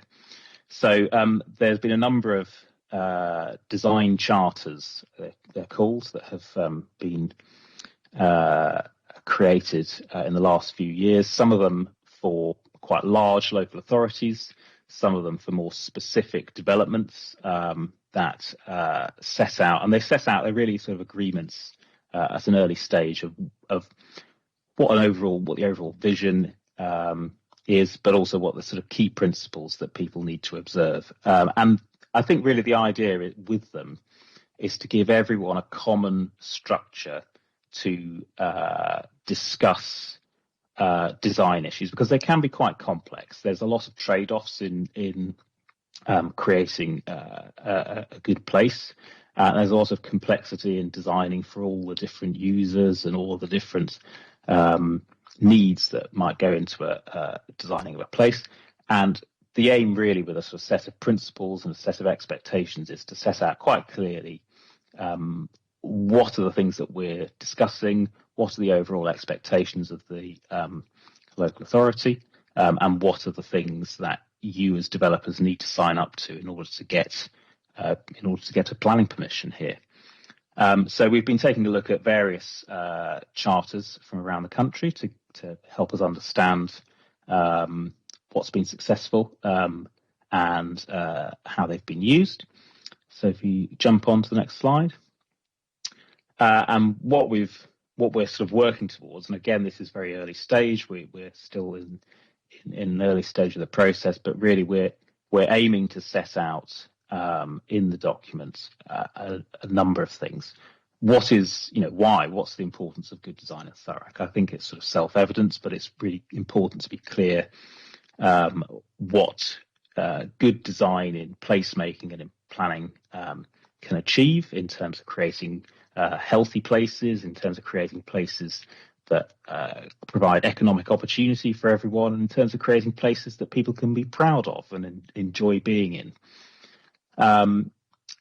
We're also looking at what we're sort of initially terming the design contract, which is kind of setting out quite clearly, on the one hand, what developers are expected to do and what they need to go through in terms of their design process, in terms of the quality of design and the quality of place that they are going to build, but also sets out quite clearly so that developers can understand what, on the other side, Thurrock Council will do. So if they, in terms of assessing their applications, in terms of engaging with them at different stages of the process. So the whole process there is intended to be a positive process if both sides of the contract are honoured. It's not a formal contract, but this sort of structure has worked in other locations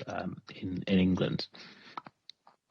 Supporting that would be a series of design principles, and we can give you there's a slide on that later, which set out quite clearly what sort of the key themes are and what's expected. There will be a section on design in the planning process, because and particular where it fits in, where plans are assessed, at what stage studies are assessed, and how design should be approached and discussed and consulted upon in the planning process, and what's expected from different parties within that. And finally, I think probably the most important section, and one that we're sort of moving on to at the moment, but I'm particularly interested in, is designing for Thorax opportunities. So this is sort of much more locally specific guidance of taking some of the sort of great assets, but also the big challenges in Thurrock, and some of the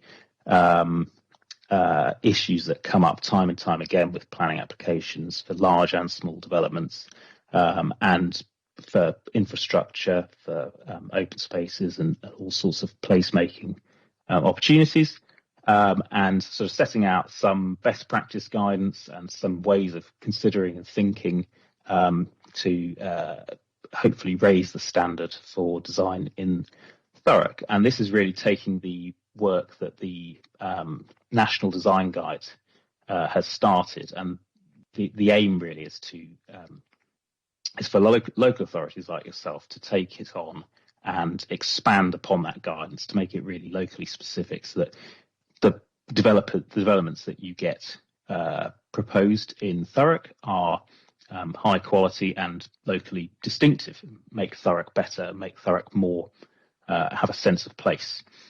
So I think I've probably covered quite a lot of this stuff, but the aim with the design contracts and design principles, design contract, is to set out clear expectations on both sides. If you jump on design principles, so we're working these through with officers at the moment, and the aim will be to come back and have a more of a once these are sort of in a bit more once they've been worked through in a bit more detail, to have a bit more of a discussion and consultation on this. But really it centres around sort of four key themes, which is that developments should have pride in Thurrock. They should create pride in Thurrock. They should create pride in the place that they're creating, and it should be of place. They should be healthy for everyone. They should be connected to opportunity. Thurrock's got tremendous opportunities, tremendous growth prospects, and everyone should be able to access that through the places that are being built. And it should contribute towards a sustainable future in all its aspects. So nature, net zero, recycling, waste management. So we're working through these principles, and these are intended to give a clear steer to developers as to what's expected. Jump on. Again, this is something that we're working through with officers to understand the process and to offer recommendations, and to understand how developers can engage quite in a really structured but positive way with the council to improve the quality of designs.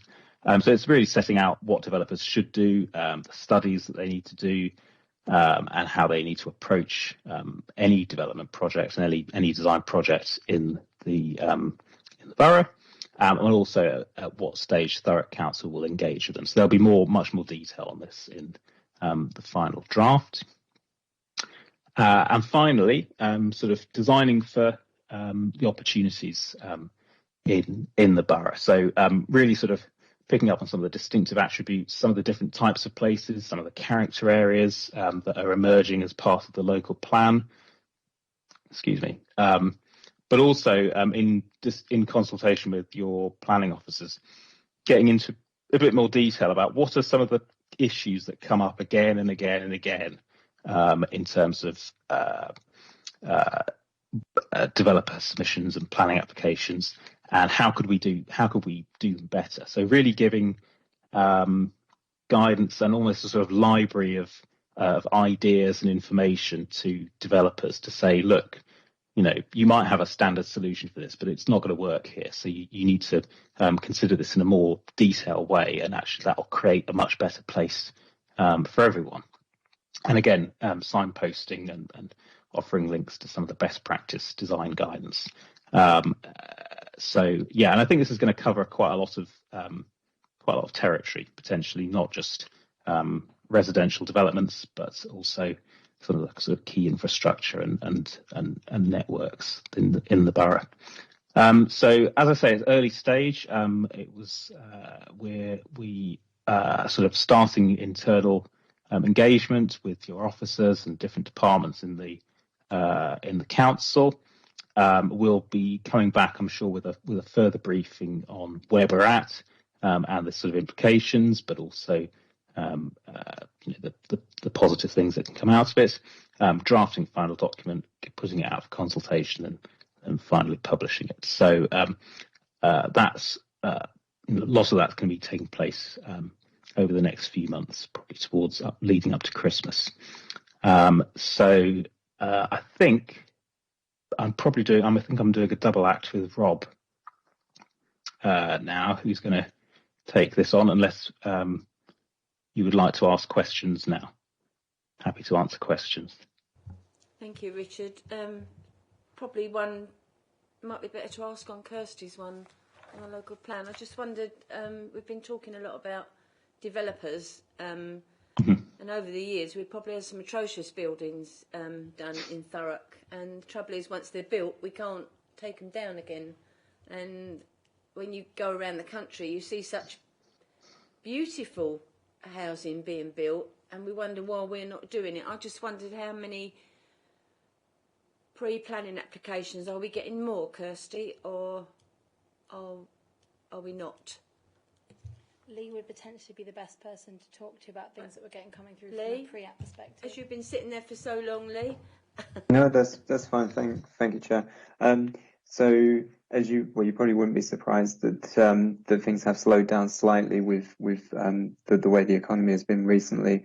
But we do know through experience of other local plans in South Essex that as soon as we start to move towards a local plan, and in particular Reg 19 and the submission of the plan to the planning inspectorate, that we're likely to see more applications being submitted, more pre-applications being submitted. I think part of the next presentation, and certainly something that Kirsty will cover, is the next stages of the plan, which is really looking at modelling growth and the site assessments process, and pretty much everything which we've just been talking about, and how we wrap all of these studies together to test development and growth scenarios. And of course, it is about making sure that only the best makes it through, the best allocations makes it through into a local plan. And the point here, I think, is about incrementally raising that bar of design, and the perceptions of the place has to come up with that, and that strong message that, as you say, that sort of substandard or poor design has no place in Thurrock, and I think that's a message that we need to be really holding firm on. Thanks, Lee. No, it's very good. Did you? Was it the man? I don't know his name, so I can't. Owen. Is it Owen? Did you want to come in, Owen? Is it Owen? No, I don't have any comments on the sort of number of planning applications. I mean, certainly in terms of design, raising the standards of design, I think a start is, setting out very clearly what the expectations are, aligning it with national policy, and aligning it with your own internal processes to make sure that, that developers who produce poor designs and badly thought out designs, I think that's the most important thing. I think it's the quality of thinking that goes into a design that is directly reflected in the quality of the output. And so developers that come to you with poor designs should have a hard time in the planning process, and developers that come to you with high quality design that's not only attractive but also really functional and really maximises the opportunity of the place that it's in and contributes more widely, that those should be helped and sped through the planning process. I think that's the most important part of a design strategy, and that's what we're hoping to do with this document. So set out the expectations, set out how the process works, and set out what's best practice in Thurrock. Thank you, Owen, very much for that. Councillor Watson? Thanks, Chair. Just a really quick one, really. We all know how important design policy is to go alongside planning and everything else. The bit that I'm slightly worried about is not so much the design, it's about the engagement side of it for the residents, because we've just had a presentation on the transport strategy that's going to go to engagement with residents. The local plan will be going with the engagement to residents. This one will be going engagement to residents, and it will get to the point where the residents won't care. So is there a way that we can try and pull that together as one engagement covering 3 individual pieces of work to make it a bit quicker as well? Thanks. Thank you, Councillor Watson. It's a perfectly good idea. I think it's we don't want to rush them with science because we overdo it sometimes with them, and I think if we can bring things together, it's a lot easier. So I'll just come at that really, really quickly. So one of the things that we've been trying to do through the local plan process, appreciating the fact that we do overlap with lots of other areas, so like transport, housing, design, environment. We've been trying to work as closely as we can with other services to try and make sure that we're coordinating our consultations, and also that members of the public aren't getting overwhelmed by the sheer volume of consultations that are in front of them at one point.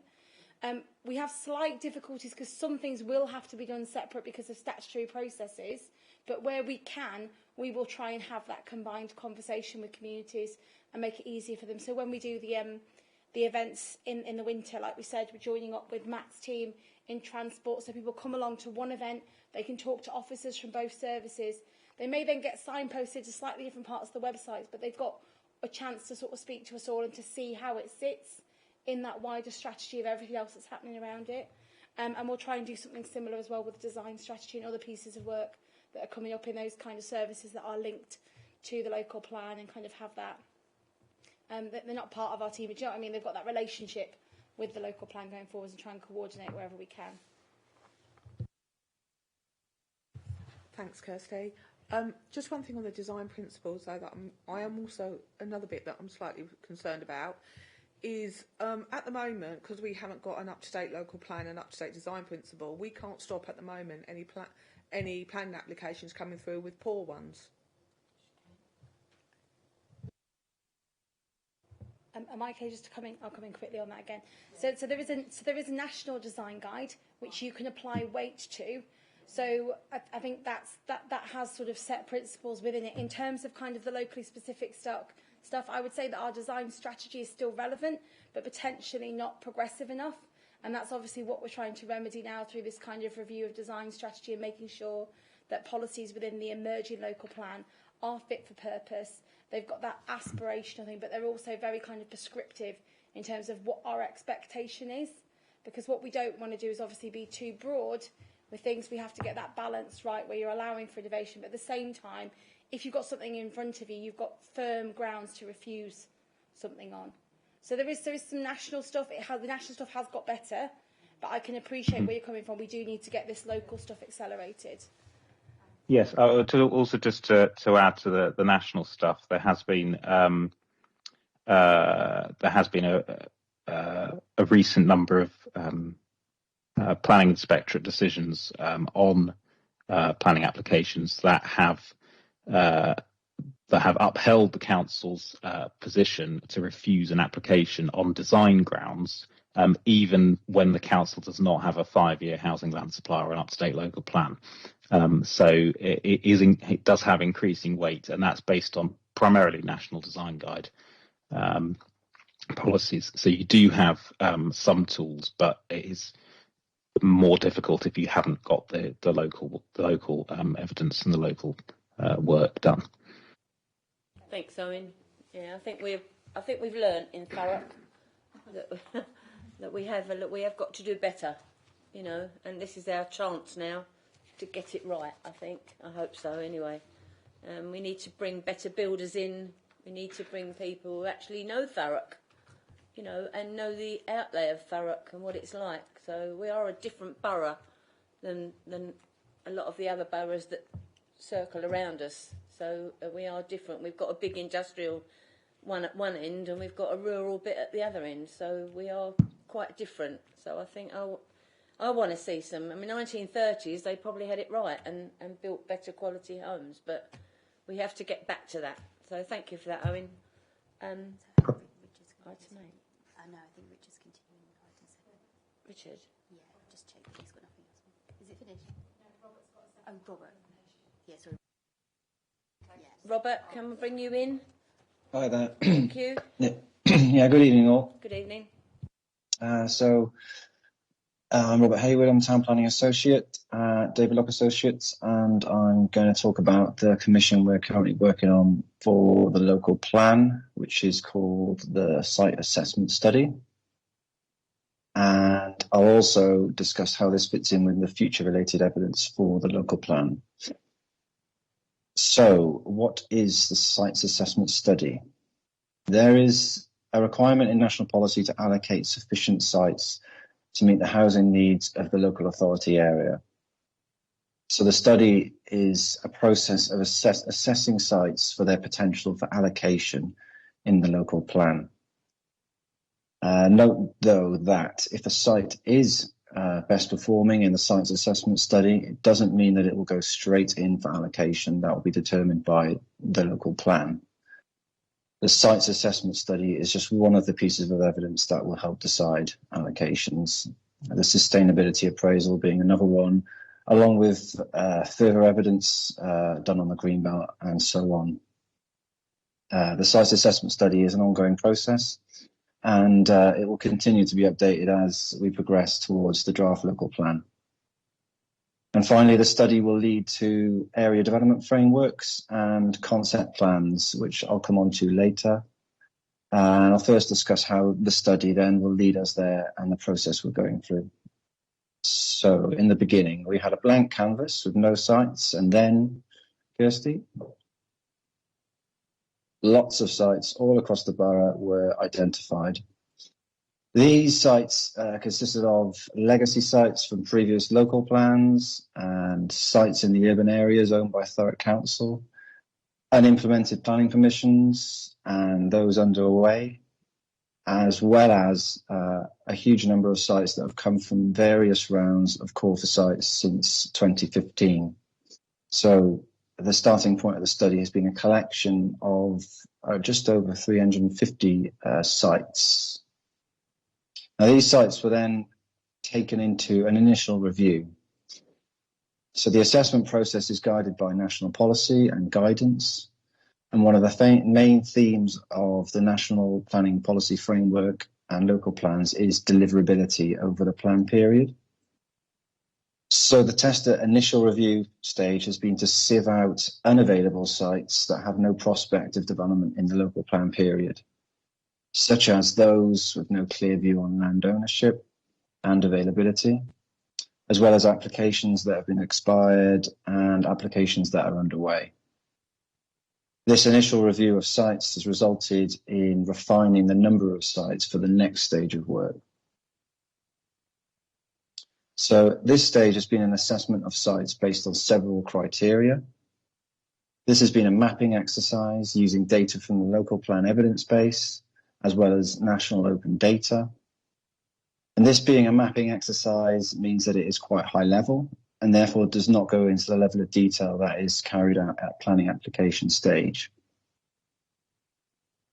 There are a number of national policy requirements that guide site assessment and selection, and these form the criteria for assessment.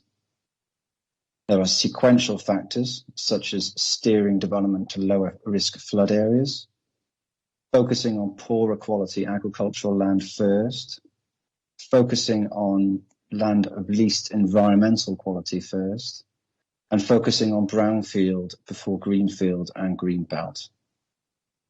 There are also locational factors, such as focusing development on locations that are or can be made sustainable.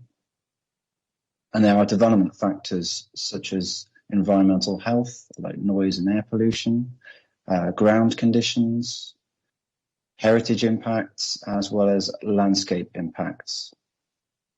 And once all these sites have been assessed based on the criteria, it'll form a schedule of sites with the best performing to the worst performing, so a preferred list of sites for allocation can be identified. Once the council have identified the preferred allocations, then we can move on to development frameworks. There will be 5 area development frameworks to represent the 5 character areas of the borough in the local plan. This exercise will consider collectively the sites preferred for allocation in each of the areas so that a strategic framework to support the growth can be provided. For example, in relation to schools, transport, health, and so on. They'll also consider the challenges and opportunities in these areas and contribute towards the borough-wide vision and spatial development strategy. They'll pull together all the evidence on technical work, streams and infrastructure, such as community infrastructure, green and blue infrastructure, the towns, districts and local centres of the borough, greenbelt and landscape, climate change, delivery and placemaking. One of the outputs of the development frameworks will be high-level concept plans for the development locations within the 5 character areas, and these will illustrate the proposed scale, mix, and distribution of new development and supporting infrastructure. The concept plans will be informed by the current planning performance agreement process through discussion with developers and promoters and so on. These will then be used as a basis for preparing master plans, planning applications, and developing planning policy in the local plan. And this will also link back then to the ongoing work on a design strategy update, as discussed just by Owen. So to summarise on the above, the sites assessment study started with over 350 sites, and the process now is to work through those sites and identify the best and worst performing ones against several criteria, such as flood risk, greenbelt, environmental health factors, to support Thurrock Council in identifying potential sites for allocation. The sites assessment study is part of the evidence-based process Thurrock Council are currently going through, and it will lead towards the preparation of area development frameworks and concept plans. And that's it. To take questions on the above. Thanks for that. Thank you very much. Has anybody got any? Councillor Watson? Thanks for your presentation. Do we know what the sites are, where they are? Yeah, we have all that mapped in the database, so the locations are all known, and most of these sites have already been identified in previous evidence-based reports, like the housing and land availability assessment that was published a few years back. Okay, is it possible that we could have a site of that site, all those sites, please? Thanks. Sorry, yeah, we can. Yeah, sorry, Rob, I was just going to come in there quickly. I have tried to get a PDF copy of it. The PDF is massive. And what I'm going to work on with my colleagues is just trying to get some ward maps, so split them up into smaller with the sites on each ward. I think that'd be easier to see rather than our current borough-wide map that we use, because when we print it out, we have to print it out at like an AO. So I'll try and see if we can just break it down so it's a bit more manageable for you guys to be able to look through, and at a scale that's a bit more readable as well. It's very big. Oh, it is big. Yeah, very. It'd be really good to have it on ward by ward for all of us to see, and if you could key code it into housing land, school land, or on the infrastructure. Yeah, thanks. Yeah, that's fine. So we can do it by ward and then colour code by what the land has been submitted for. So whether it's housing or employment or a mixed-use site. Okay. It'd be brilliant. Thanks, Kirsty. Yeah, it is a big map, isn't it? It did it for me, so it's massive. Mine's really quick. So I kind of feel like we've been here before. Yeah. So we've been in with all some when the plan come out before the first phase, we was all called in wards, and we was all, you know, talked through like this is a call for site for housing, for development, and I just kind of feel like we're missing the boat somewhat. You know, Titan was going to be a lovely development of houses, and now we're going to get an industrial site, you know, because we're not moving quick enough. They want to develop, you know, so I just wonder, like, are we going to get a skate on at some point?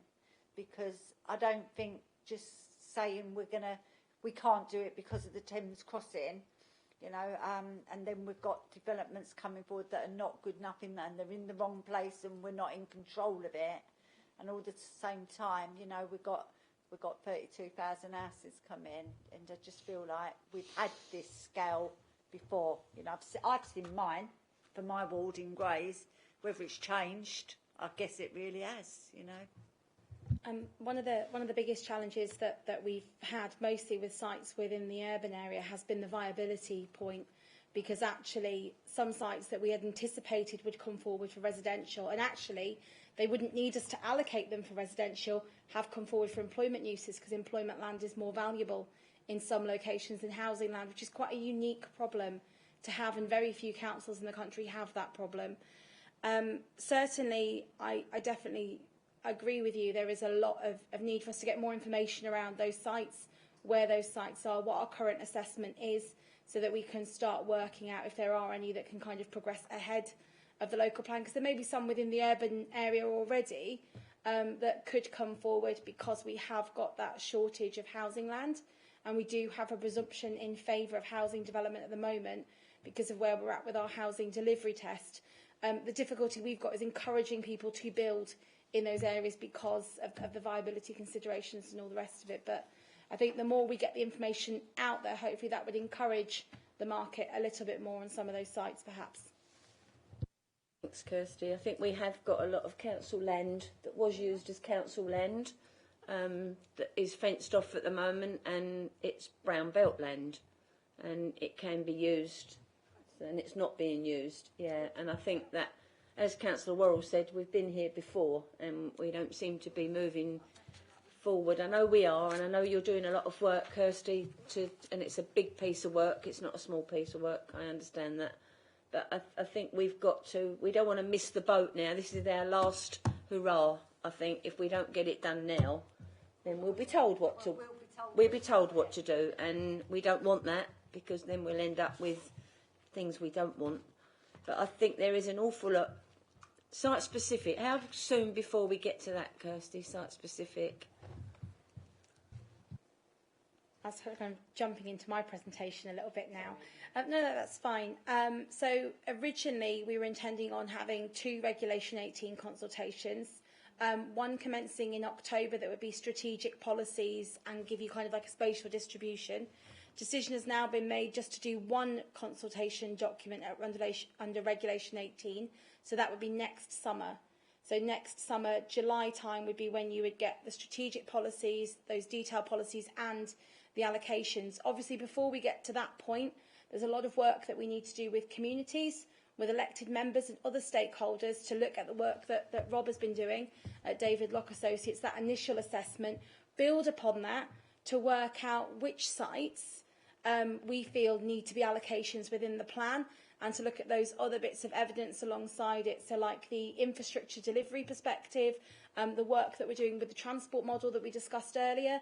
Because the thing with the local plan, and the real benefit of doing that plan-led approach to growth, is being able to look at the cumulative impact of new development rather than just a site by itself in isolation. Because homes that we build in East Tilbury are going to have an impact on Chadwell at Crosskeys. Homes that we build in Averley can have an impact on Purfleet and South Ockenden in terms of those shared infrastructure facilities with doctors, supermarkets, stuff like that. So there's a lot of stuff that we need to consider, and we need to make sure that we're involving the right people in those conversations, because our evidence is really, really good, but it only gives us the technical viewpoint. We still need to be able to feed in that lived experience to make sure that the allocations that we're putting forward in the plan will work to the benefit of most on the ground. I don't think it will be all, because I don't work in the realm of everybody being happy. I try to find that balance. But I think we need to have that conversation. Again, part of my presentation will talk about how we're intending to do that with communities going forwards. Thanks, Kirsty. Does anybody want to ask Robert any questions? Or are we all right? We're going to go on to Kirsty's. Okay, thank you, Robert. Thanks for Okay, you're all welcome. your time. Thank you very much. You can either stay or listen to the rest, or it might interest you, but you might want to get your tea. All right. Thank you. Thank you very much. Over to you, Kirsty. Oh, thank you very much. So apologies, some of this you might have already heard, but I'll try and get through them as quickly as possible, so I'm sensitive towards the time that it is.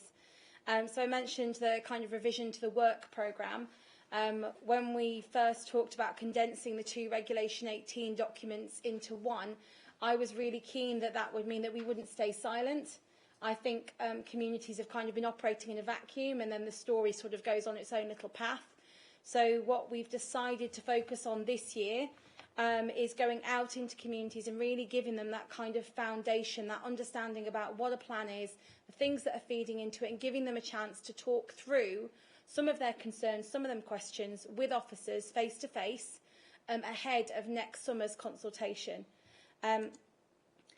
And that sort of stakeholder engagement isn't something, again, so that's in November time that we're planning those events, but there's lots of other stuff that we do as well behind the scenes. We've been working with Youth Cabinet to do a monthly meeting with them on a topic area for them to kind of pick apart and go into. We're arranging a session, a whole series of all-member events for people to attend around topics and thematics, so we can make sure that people are understanding that the process, all the different components that feed into a local plan, and having that opportunity to shape, check and challenge the work that we're doing in our team, again, ahead of next summer. We've got the Local Plan Task Force, which is yourselves, that meet in public, and we also have a developer forum that meets on a quarterly basis in order to get that market response and to feed that in again to our evidence preparation that we're doing. These local plan kind of evidence roadshows that we're planning, these community days, essentially what they're going to be is like a marketplace style event.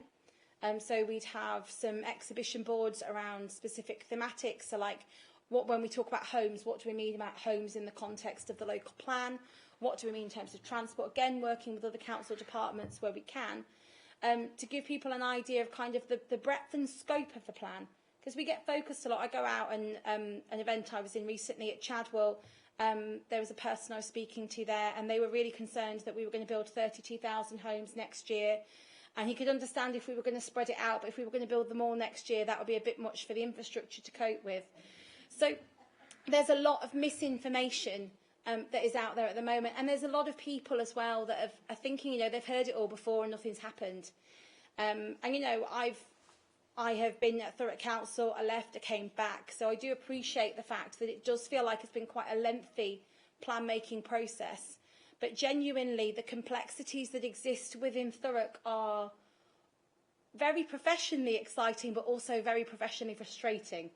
And we really are getting that momentum behind us now, I think. We've added extra capacity to the team. We're really kind of working on trying to drive through this programme so that we get something in place, because you're right, we have hit that tipping point. Housing delivery at the moment is at, over the last 3 years, 48% of our current target. And our new target, when we factor in kind of population growth, what's happening with Freeport, is likely to be higher than what our current target is. So we really need to think about how we use this opportunity to really transform Thurrock in a positive way. And I think part of that is about speaking with members of the public. It's about thinking about their perspectives, looking at where growth could have a real benefit to their communities. And in the circumstances where actually growth wouldn't benefit them, focusing the growth elsewhere. But we need to have that conversation with communities, and part of that is about being open, being transparent, making sure that when evidence is finalised, we're getting it out on our website so people can look at it. Because at the moment, that the last document we have that relates to our housing sites assessment dates back to 2017. So when you think, that we're looking sort of, 5 years on from that now, people have made up their own stories about where homes are going. So we just need to think about how we get that messaging out, and we're a bit more kind of focused in that. But also, we're doing it in a way that's really a bit more engaging. and a bit more kind of like plain English, and not focusing on all that kind of techno mumbo jumbo that we planners love. I mean, I love an acronym as much as the next person, but we really need to think about how we're getting this messaging out, how we're making it relatable to people, and getting them involved around the table in that conversation, and really appreciating the positive role that they can play in placemaking and plan making within Thurrock as we look towards the next 15, 20 years. So the road shows, because we're heading into winter, we're very obviously conscious of COVID, and conscious of the fact that we don't want to have to cancel our events. So what we would be looking at doing is hiring some very large venues that we can spread out in a bit. We will obviously be taking rates into consideration. If COVID rates are quite high, we might look at having to do ticketing or an Eventbrite or something to try and manage the flow of people going through. We're hoping it won't get to that. We're going to try and do the events so that they're either afternoon, early evening. So we're catching people coming home from work, or doing some at the weekend as well around kind of morning and lunchtime so that it's light. Because I am aware as well that some people may not want to travel out in a winter's evening to come along to one of these events. And sort of also saying, okay, yes, we're doing most of this stuff in person, but really looking at how we can complement it with online stuff as well for people who are a bit time poor and might not be able to come out at night because they've got a child in bed or something like that. Just figuring out how we can really reach as many people as possible, and give them the opportunity to have an influence over this. That kind of initial staging of evidence, the stuff that we're trying to publish hopefully this year, includes the site selection work that Rob was talking about earlier, the economic development needs assessment work, which talks about jobs growth potential within the borough, some work around landscape character, our outcome report from the Prince's Foundation, the design charrette work that happened earlier this year as well. Our climate change strategy is due for completion late October, early November. We're hoping to get that out on the website, as well as some work around transport that Matt's touched on earlier. So there'll be a whole complement of stuff for people to look at, but what we're going to try and do is structure it on the website so it's really simple for people to kind of get at it and try and look at where we can pull out that key messaging for people. I've spoken with comms about potentially being able to use some mixed media, so me recording myself on Teams, maybe talking through a couple of bits and pieces, but so we don't have to deep dive into a PDF, or looking at where we could use animations or illustrations to better demonstrate some of those concepts, and just really kind of break down the stuff that can be quite tricky for people to understand. And I'm not even saying, that's, I've got friends who still don't really understand what I do. Half of them think I'm a party planner. Town planning is a really, really difficult concept for people. Similarly, yeah. It's a really difficult concept for some people to understand. So I think wherever we can simplify it, break it down, make it easier for people, and make them really see that relevance to their lives. Spearing off topic now. One of the things, my biggest gripes around imagery for the local plan is that we show lots of pictures of pretty places, but very few pictures of people interacting with them, because I'm actually writing a plan for people. It's about how place impacts people. So I've been really trying to talk to comms about how we can get more people-centric place images rather than just lots of pretty pictures from across our borough, so that people understand that this is about their life outcomes. It's about improving the way that they live, the way they travel, the way they socialise, the way they go to school. It's the whole story. So that one document, that one condensed document, will have everything in it. So that should be going to full council in July. So that would include site policies, those strategic overarching policies, and also a vision for Thurrock in 2040, because we have to look kind of like we're looking 15, 20 years ahead in terms of where the borough's going. Different types of policies within the document. So I mentioned about those strategic policies that have that golden thread. Detail policies within it, which is the stuff that kind of sets out those more kind of specific matters. They're called like development management policies in the current document. So it could be things around like affordable housing breakdowns, housing mix, those kinds of stuff. Policies that would apply to a spatial planning area, so a wider geography. And they would apply not only to sites that are allocated in the plan, but also something we call windfall sites. So these are sites that could come forward that we're not aware of at the moment. So let's just say a piece of land in the centre of a town comes forward, we hadn't allocated it. All of those policies up to that point will still apply to that development, even if it hasn't been allocated. So it's really important that we're setting that that overarching story, so that things that do come forward are coming forward still in that holistic way, still with that wider vision for that place. And again, likewise, we might have policies for specific growth areas within the borough. That could be a settlement, it might be sort of an edge of settlement, and then the site allocations themselves. We're going to work really, really hard not to repeat ourselves. We're only going to say policies where we need to say policies. So if we get to the point of a site allocation and there is nothing more that needs to be said, we will just say this site is allocated for X, and that will be it. If we've got sites that are a bit more complicated, we need to have specific things in place in order for planning committee to be able to make a decision on those applications in the right way. We'll add a bit more detailed guidance, and that's part of the work that we've got to do now when we take that site assessment work that Rob's doing and we work up to allocations, is working out those red lines. What are the things that makes that development acceptable? And I'm not talking about super detailed matters, but if there are specific things that we need to be in place in order to shape that in a positive way, we should be doing that at the very start. So that expectation is really, really clear for whoever wants to develop that land. These are the things that you need to do. Following on from that Reg 18 consultation, we then do a Reg 19 consultation. Apologies, my signal's just dipped out. The Reg 19 consultation will essentially be the Regulation 18 version. Let me just try to see if I can move that on at all. It's not connecting me with that, sorry. Can I sort of push you on a little bit, only because Yeah, time? No, sorry. Sorry to be No, it's fine. So the Reg 19 version is where we would talk about soundness and legal compliance matters, but essentially, again, it's still a composite plan. That's the last consultation that we do before we submit. So missing that second Reg 18 consultation hasn't lost us anything in terms of the programme. It's just given us a bit more opportunity to engage with members of the community and other stakeholders before we get to a formal consultation stage, which I think, after going out this summer, would really benefit communities. Engaging with the communities, statement of community involvement, we've had that out to consultation recently. We received 17 responses from individuals and organisations on that. We're updating that at the moment. This is a very basic framework for how we would engage with people to meet our statutory obligations. We will be building on this in terms of some of the other pieces of work that we're doing.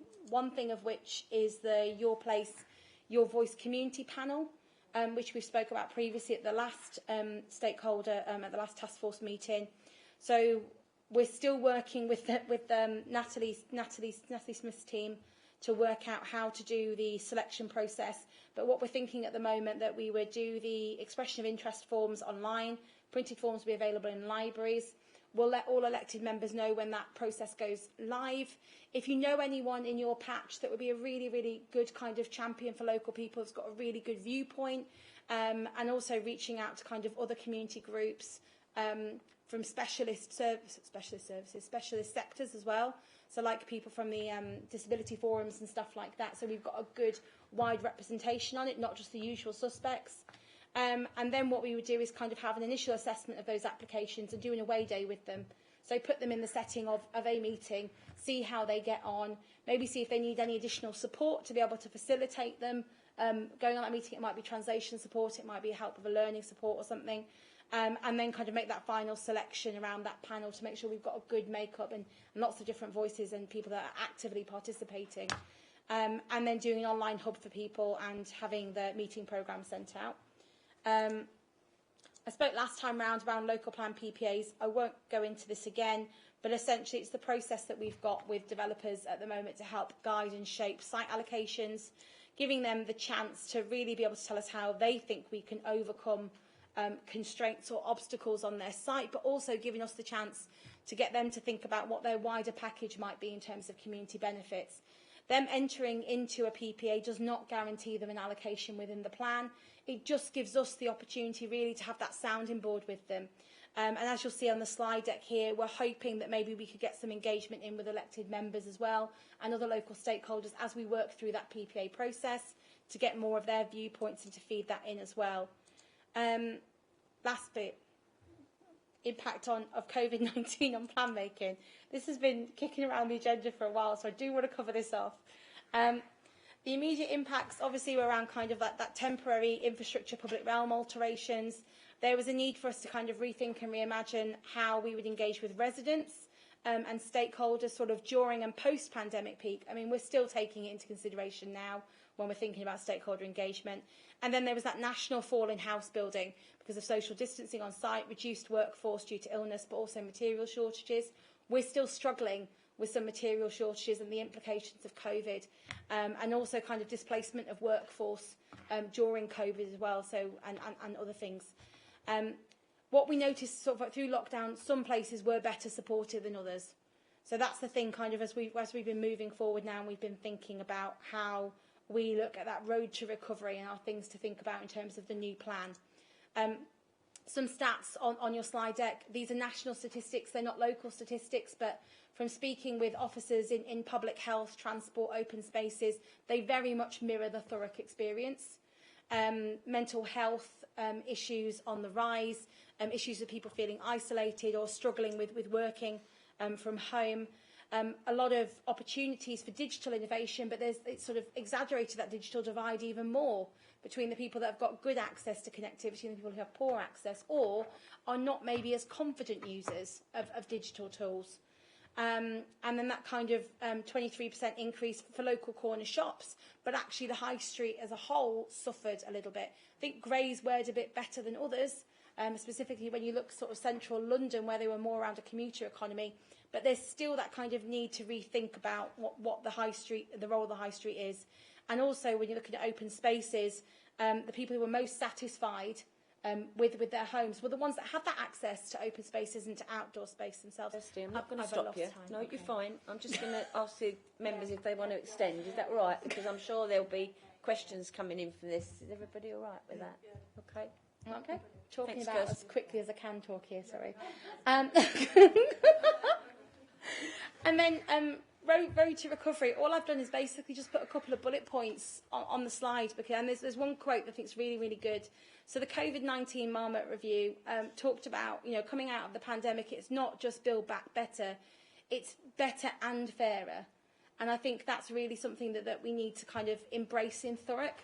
When we look at kind of that reducing health and wellbeing inequalities, that should be a key feature of everything that we do going forward, specifically the policies within the emerging local plan.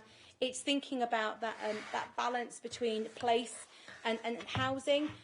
We saw some trends during the pandemic of people just really kind of valuing their own space, but also valuing that community space where they could just wave at their neighbours because they were missing some form of human contact. So it's not just thinking about the home, it's thinking about where the home is, how its relationship with open spaces, its relationship with key services, and creating those opportunities for communities to really come together and meet each other. And I think that's really, really important when we're talking about building new places on the edge of existing places, is thinking about how those places knit together in a positive way and have the opportunities for that overspill and that relationship between the two places. Looking at kind of rebooting our local high streets, thinking about small and medium enterprises, the role of the high street is changing. Online shopping, the trend was already there pre-pandemic, it's increased since. Even more so now, a lot of people are still picking up, their supermarket shopping with a click and collect, and have decided their time is more valuable than spending 3/4 of an hour mooching around Tesco. And looking at how people kind of like walk, cycle, public transport is down at the moment still. It hasn't kind of gone back to those sort of pre-pandemic levels, but that might change if people become more kind of like confident, perhaps, as more people kind of get vaccinated, as they understand a bit more about the virus and the virus sort of shifts and change. And some people may never go back, but it's just thinking about and looking at those trends and how that plays out. Importance of access to healthy food environments and food growing. We saw an uptake over the pandemic nationally of people interested in allotments, not just because of the food growing aspect of it, but because they wanted to get out, they wanted to get busy. And actually with more people working from home, they technically should have a better work-life balance now, more opportunity to do those kinds of pursuits. I don't personally have them, but I'm sure some people have taken advantage of home working and have got a better balance. And then that accessing using digital technology, and then again around kind of the access to blue and green infrastructure. So lots of lessons and lots of things that we can learn from COVID, and we can roll forward, not just in response to COVID, but into how we can do things better and better meet people's expectations going forwards. I think certainly when I think about my friends now, their shopping list for purchasing a new home has changed quite considerably because of their experience during the pandemic of either being in a flat share with no private outside space, and now they're like, okay, I don't mind living a little bit further away from London if I get a garden. And a lot of my friends now looking for that third bedroom, even if the third bedroom doesn't fit a bed, because they need a desk, they need a workspace that they can close the door and work from home, because that's part of their life now. And I think we just need to, again, it's that lived experience, understanding the communities around Thurrock, seeing what their priorities are and if those priorities have shifted as a result of the pandemic, and that was my slides. Thank you, Kirsty. You did really, really well. I'm going to give you a bunch of flowers later and a bottle of wine. I think you need that. I think that was really good. I don't personally think we'll ever go back to how we were before. I hope we don't, to be honest, because I think it's changed people's lives drastically. I think we've become. I don't go to Tesco's anymore. I do my shopping online, and it will stay like that now. Because I don't particularly want to go all the way round, and probably don't spend as much. But I think we have altered, and I think it is confidence as well. People don't want to go out, because a lot of things have suffered, like going to shows, going out. I think a lot of our life has changed. And I don't think some of it's going to go back to normal. Has anybody got any questions? You sure? Councillor Watson?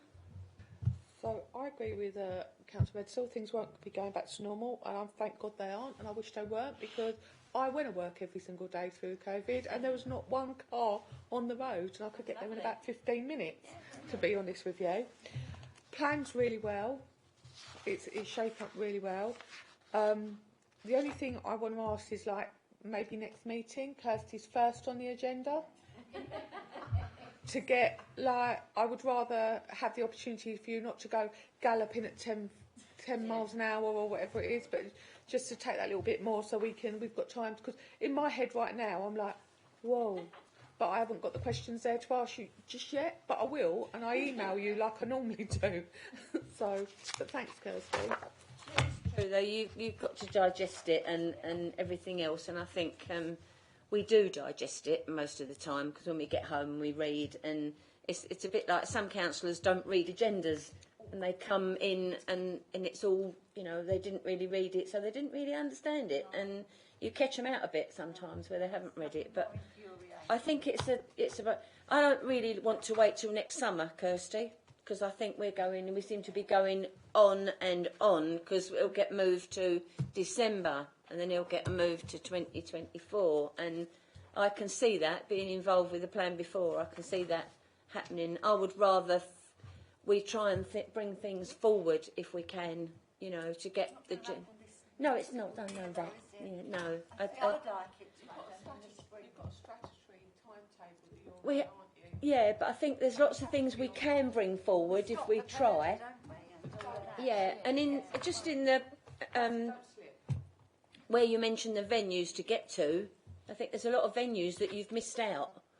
Not you personally, love, but I think there's few things that High House not being used to its full potential, the Civic Hall not being used to its full potential. So I think you've got places that are sitting there that have got car parks, big car parks in them, that you can use, and then you can put up photos and people can have a look. And so I think there are venues out there, and I would like some of the things to be pushed forward, because I think we end up then wasting time. We get to the summer and then we get winter upon us again. So I think we need to be out there a bit earlier. And I know elections and everything else get in the way and everything else. And again, I completely agree. I mean, if we could accelerate it any quicker, we genuinely would. I mean, we've had has struggles with the evidence base. Some of it has to be prepared on a sub-regional basis. So that means you're kind of working with other local authorities. We've got to kind of get this site assessment work done right. That's really, really important that we get that done right. So going out this summer, speaking with people that we don't normally speak with, I was literally in some places a little bit shocked at kind of like the lack of understanding. But also, when I started explaining it to people, I could almost see that sparkle in their eye, like where things click with clogs. And what I would love is to kind of get to next summer, and actually I'm not having to piggyback on other events. People are already excited, interested, and want to get engaged with the local plan. And, you know, we can fill out big halls with people who are excited with the opportunity that's in front of them. We definitely can't slip. We need to go out next summer. I mean, literally, I was looking back to kind of the Issues and Options 2 consultation that we had, and then we've had COVID, and then we've tried to do some stuff, and then we've stopped that, and then we tried to do something, and we stopped that. We do need to get that momentum going now, because I think confidence from the community and other stakeholders is at a low. And I think part of that is because we have been not maybe engaging with them in that more conversational way.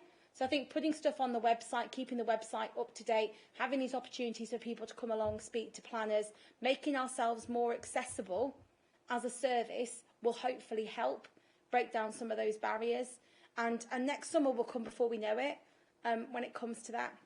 And I've got a whole programme of member events that I need to agree with Councillor Cockshaw and Councillor Watson, which is going to keep you guys busy for the next few months as well, hopefully. I think a lot of your stuff is social media too. It gets out and gives people the wrong message, or something gets put out there and then it gets put in a different way. And then, as you said, with your Chadwell one, and I know many people in Chadwell who went to that and quite enjoyed it because they was actually told what is really going to happen and not what may happen. So I think we've got to, we've got to get in that, as you said, communicate better. Councillor. Oh no, I mean, I'm very conscious of the time, and I was going to say, excellent idea up there, Councillor Watson, that last one.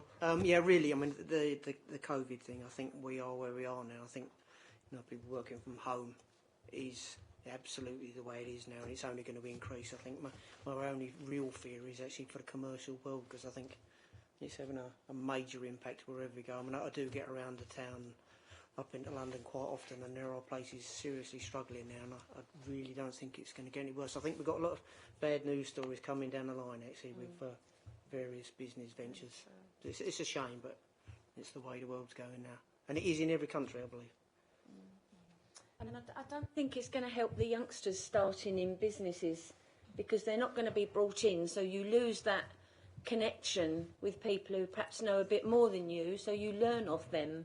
And I think that's going to disappear. I have no problem with people working 2 days from home, 3 days in work. But I think to say that everybody should work from home now, that alienates people. It alienates people, and it makes them very lonely because they've got nobody to interact with except on a screen. And I don't think that, we've all got fed up with Teams meetings and everything else. And I think that's not a way to go. That doesn't breed a very good new person coming into employment. I think it's different experiences for different people as well, and that's something I'm very aware of. And we noticed that within the planning service, there are some members of the team who like to be in, and they like to be in lots because actually really, really benefits them, not just in terms of their work output, but for them to get that socialisation with other people. Myself, I have 2 very young children, so actually the flexibility that working from home offers me is really, really good, because actually trying to work around school-aged children is a nightmare sometimes. I mean, I hadn't appreciated that until I had one.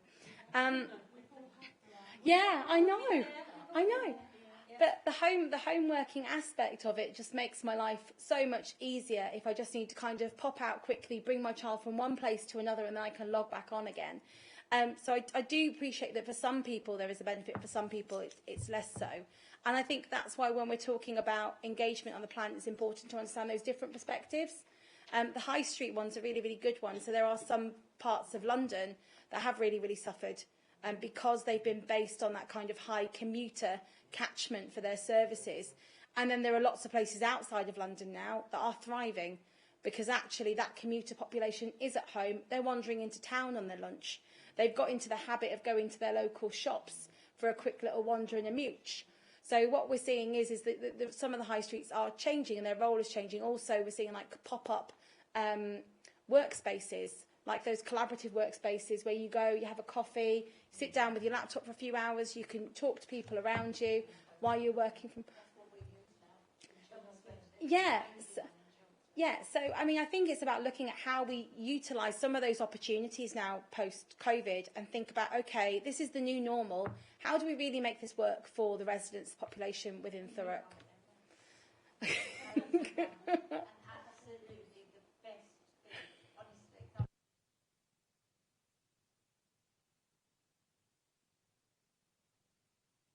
I mean, I didn't mean that we want to change, but what I want to happen is people do remember what we've just gone through, and we come away with something to benefit ourselves with. You know, it makes us better, because what I wouldn't like is people to forget that COVID 2.5 years or whatever, that we've got to get something from it, you know, and make something better. I feel the need for Lee's been sitting there so patiently listening in. Is there anything you want to say, Lee? Thank you, Chair. No, I think there has been a lot of information put over by the team this evening, and as I think as one of the members said, often lots of questions that will come about after the meeting. So very happy for myself or the team to take those questions as and when they may come up, and certainly before the next meeting. But hopefully it has been a useful session, and there has been those sort of linkages between the pieces of work that we've been talking about this evening. So thank you, Chair. Thank you, Lee, very much. What I asked before, Kirsty, about the pre-planning applications, are we seeing a rise in them or not? We're not. I don't think we're seeing a rise in them at the moment in terms of what we're getting through development management, but we're certainly seeing a lot of people in terms of the call for sites process and the sites going into the local plan. We've got a lot of people who are very interested in the local plan progressing quickly. I think Lee's comment earlier was around that when the local plan gets to a certain stage, some of those might move away from conversations with ourselves in policy to conversations in development management. And then we might get to the point where DM very easily gets overwhelmed, actually, because if we're thinking about the number of allocations that are likely to come forward in this plan, there could be quite a lot of stuff hitting their desks in very quick succession. Thanks, Kirsty, very much. I hope it's been beneficial to everyone. I mean, I find it good because I like planning and things, so you enjoy it because you know a bit about it. But I think planning's a very hard business to do. There's a lot that goes with it, isn't there, planning? So I think it pays a lot of us to perhaps go on planning occasionally. We might learn a little bit. But thank you, Lee, as you're the last one left. Thank you. And thank you, Matt, for all your hard work. And Kirsty, I know you both work considerably hard. Who else is there? Oh, Richard. Have you got anything else you want to say? Are you quite happy? I'm busy listening. Oh, lovely. I hope you've taken some of it back with you. Thank you. Everybody? Yeah. Okay. Just wanted to say on the work programme that we're supposed to be bringing the task force for water and flooding and everything else. I just wanted to know if anybody wants to go on that, or are we going to put it out further? I know Councillor Collins. Pushed you on it. Well, you know me. I like to get that sort of done. I don't know whether I'm allowed to go on that task force or flooding and water. Yeah, we need to move forward with that though, because I think there's something just come through about flooding and everything else. So if you'd like to be on it, please say, you know. Yes, thank you, Kirsty. I don't mind going on it, but I didn't know whether I was allowed actually as chair of this committee. So.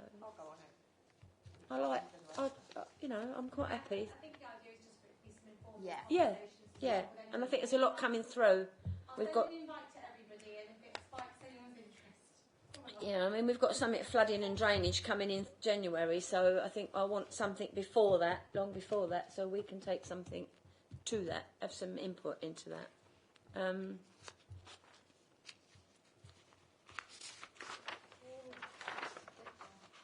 Sorry, we haven't got another one until 5th of December then, have we? That's right, yeah. So, 5th of December, yeah. Don't know why we've... That's we can get all our Christmas presents, you see, so... I think 5th of December's quite full anyway, isn't it? Yeah. So, hopefully in the January one we can bring something back from... Perhaps we can get a committee up before sort of the December meeting. Perhaps we can get something together, Kirsty. I know you've got a lot to do anyway, but if you just get us together and get somebody on it with us who understands what they're talking about.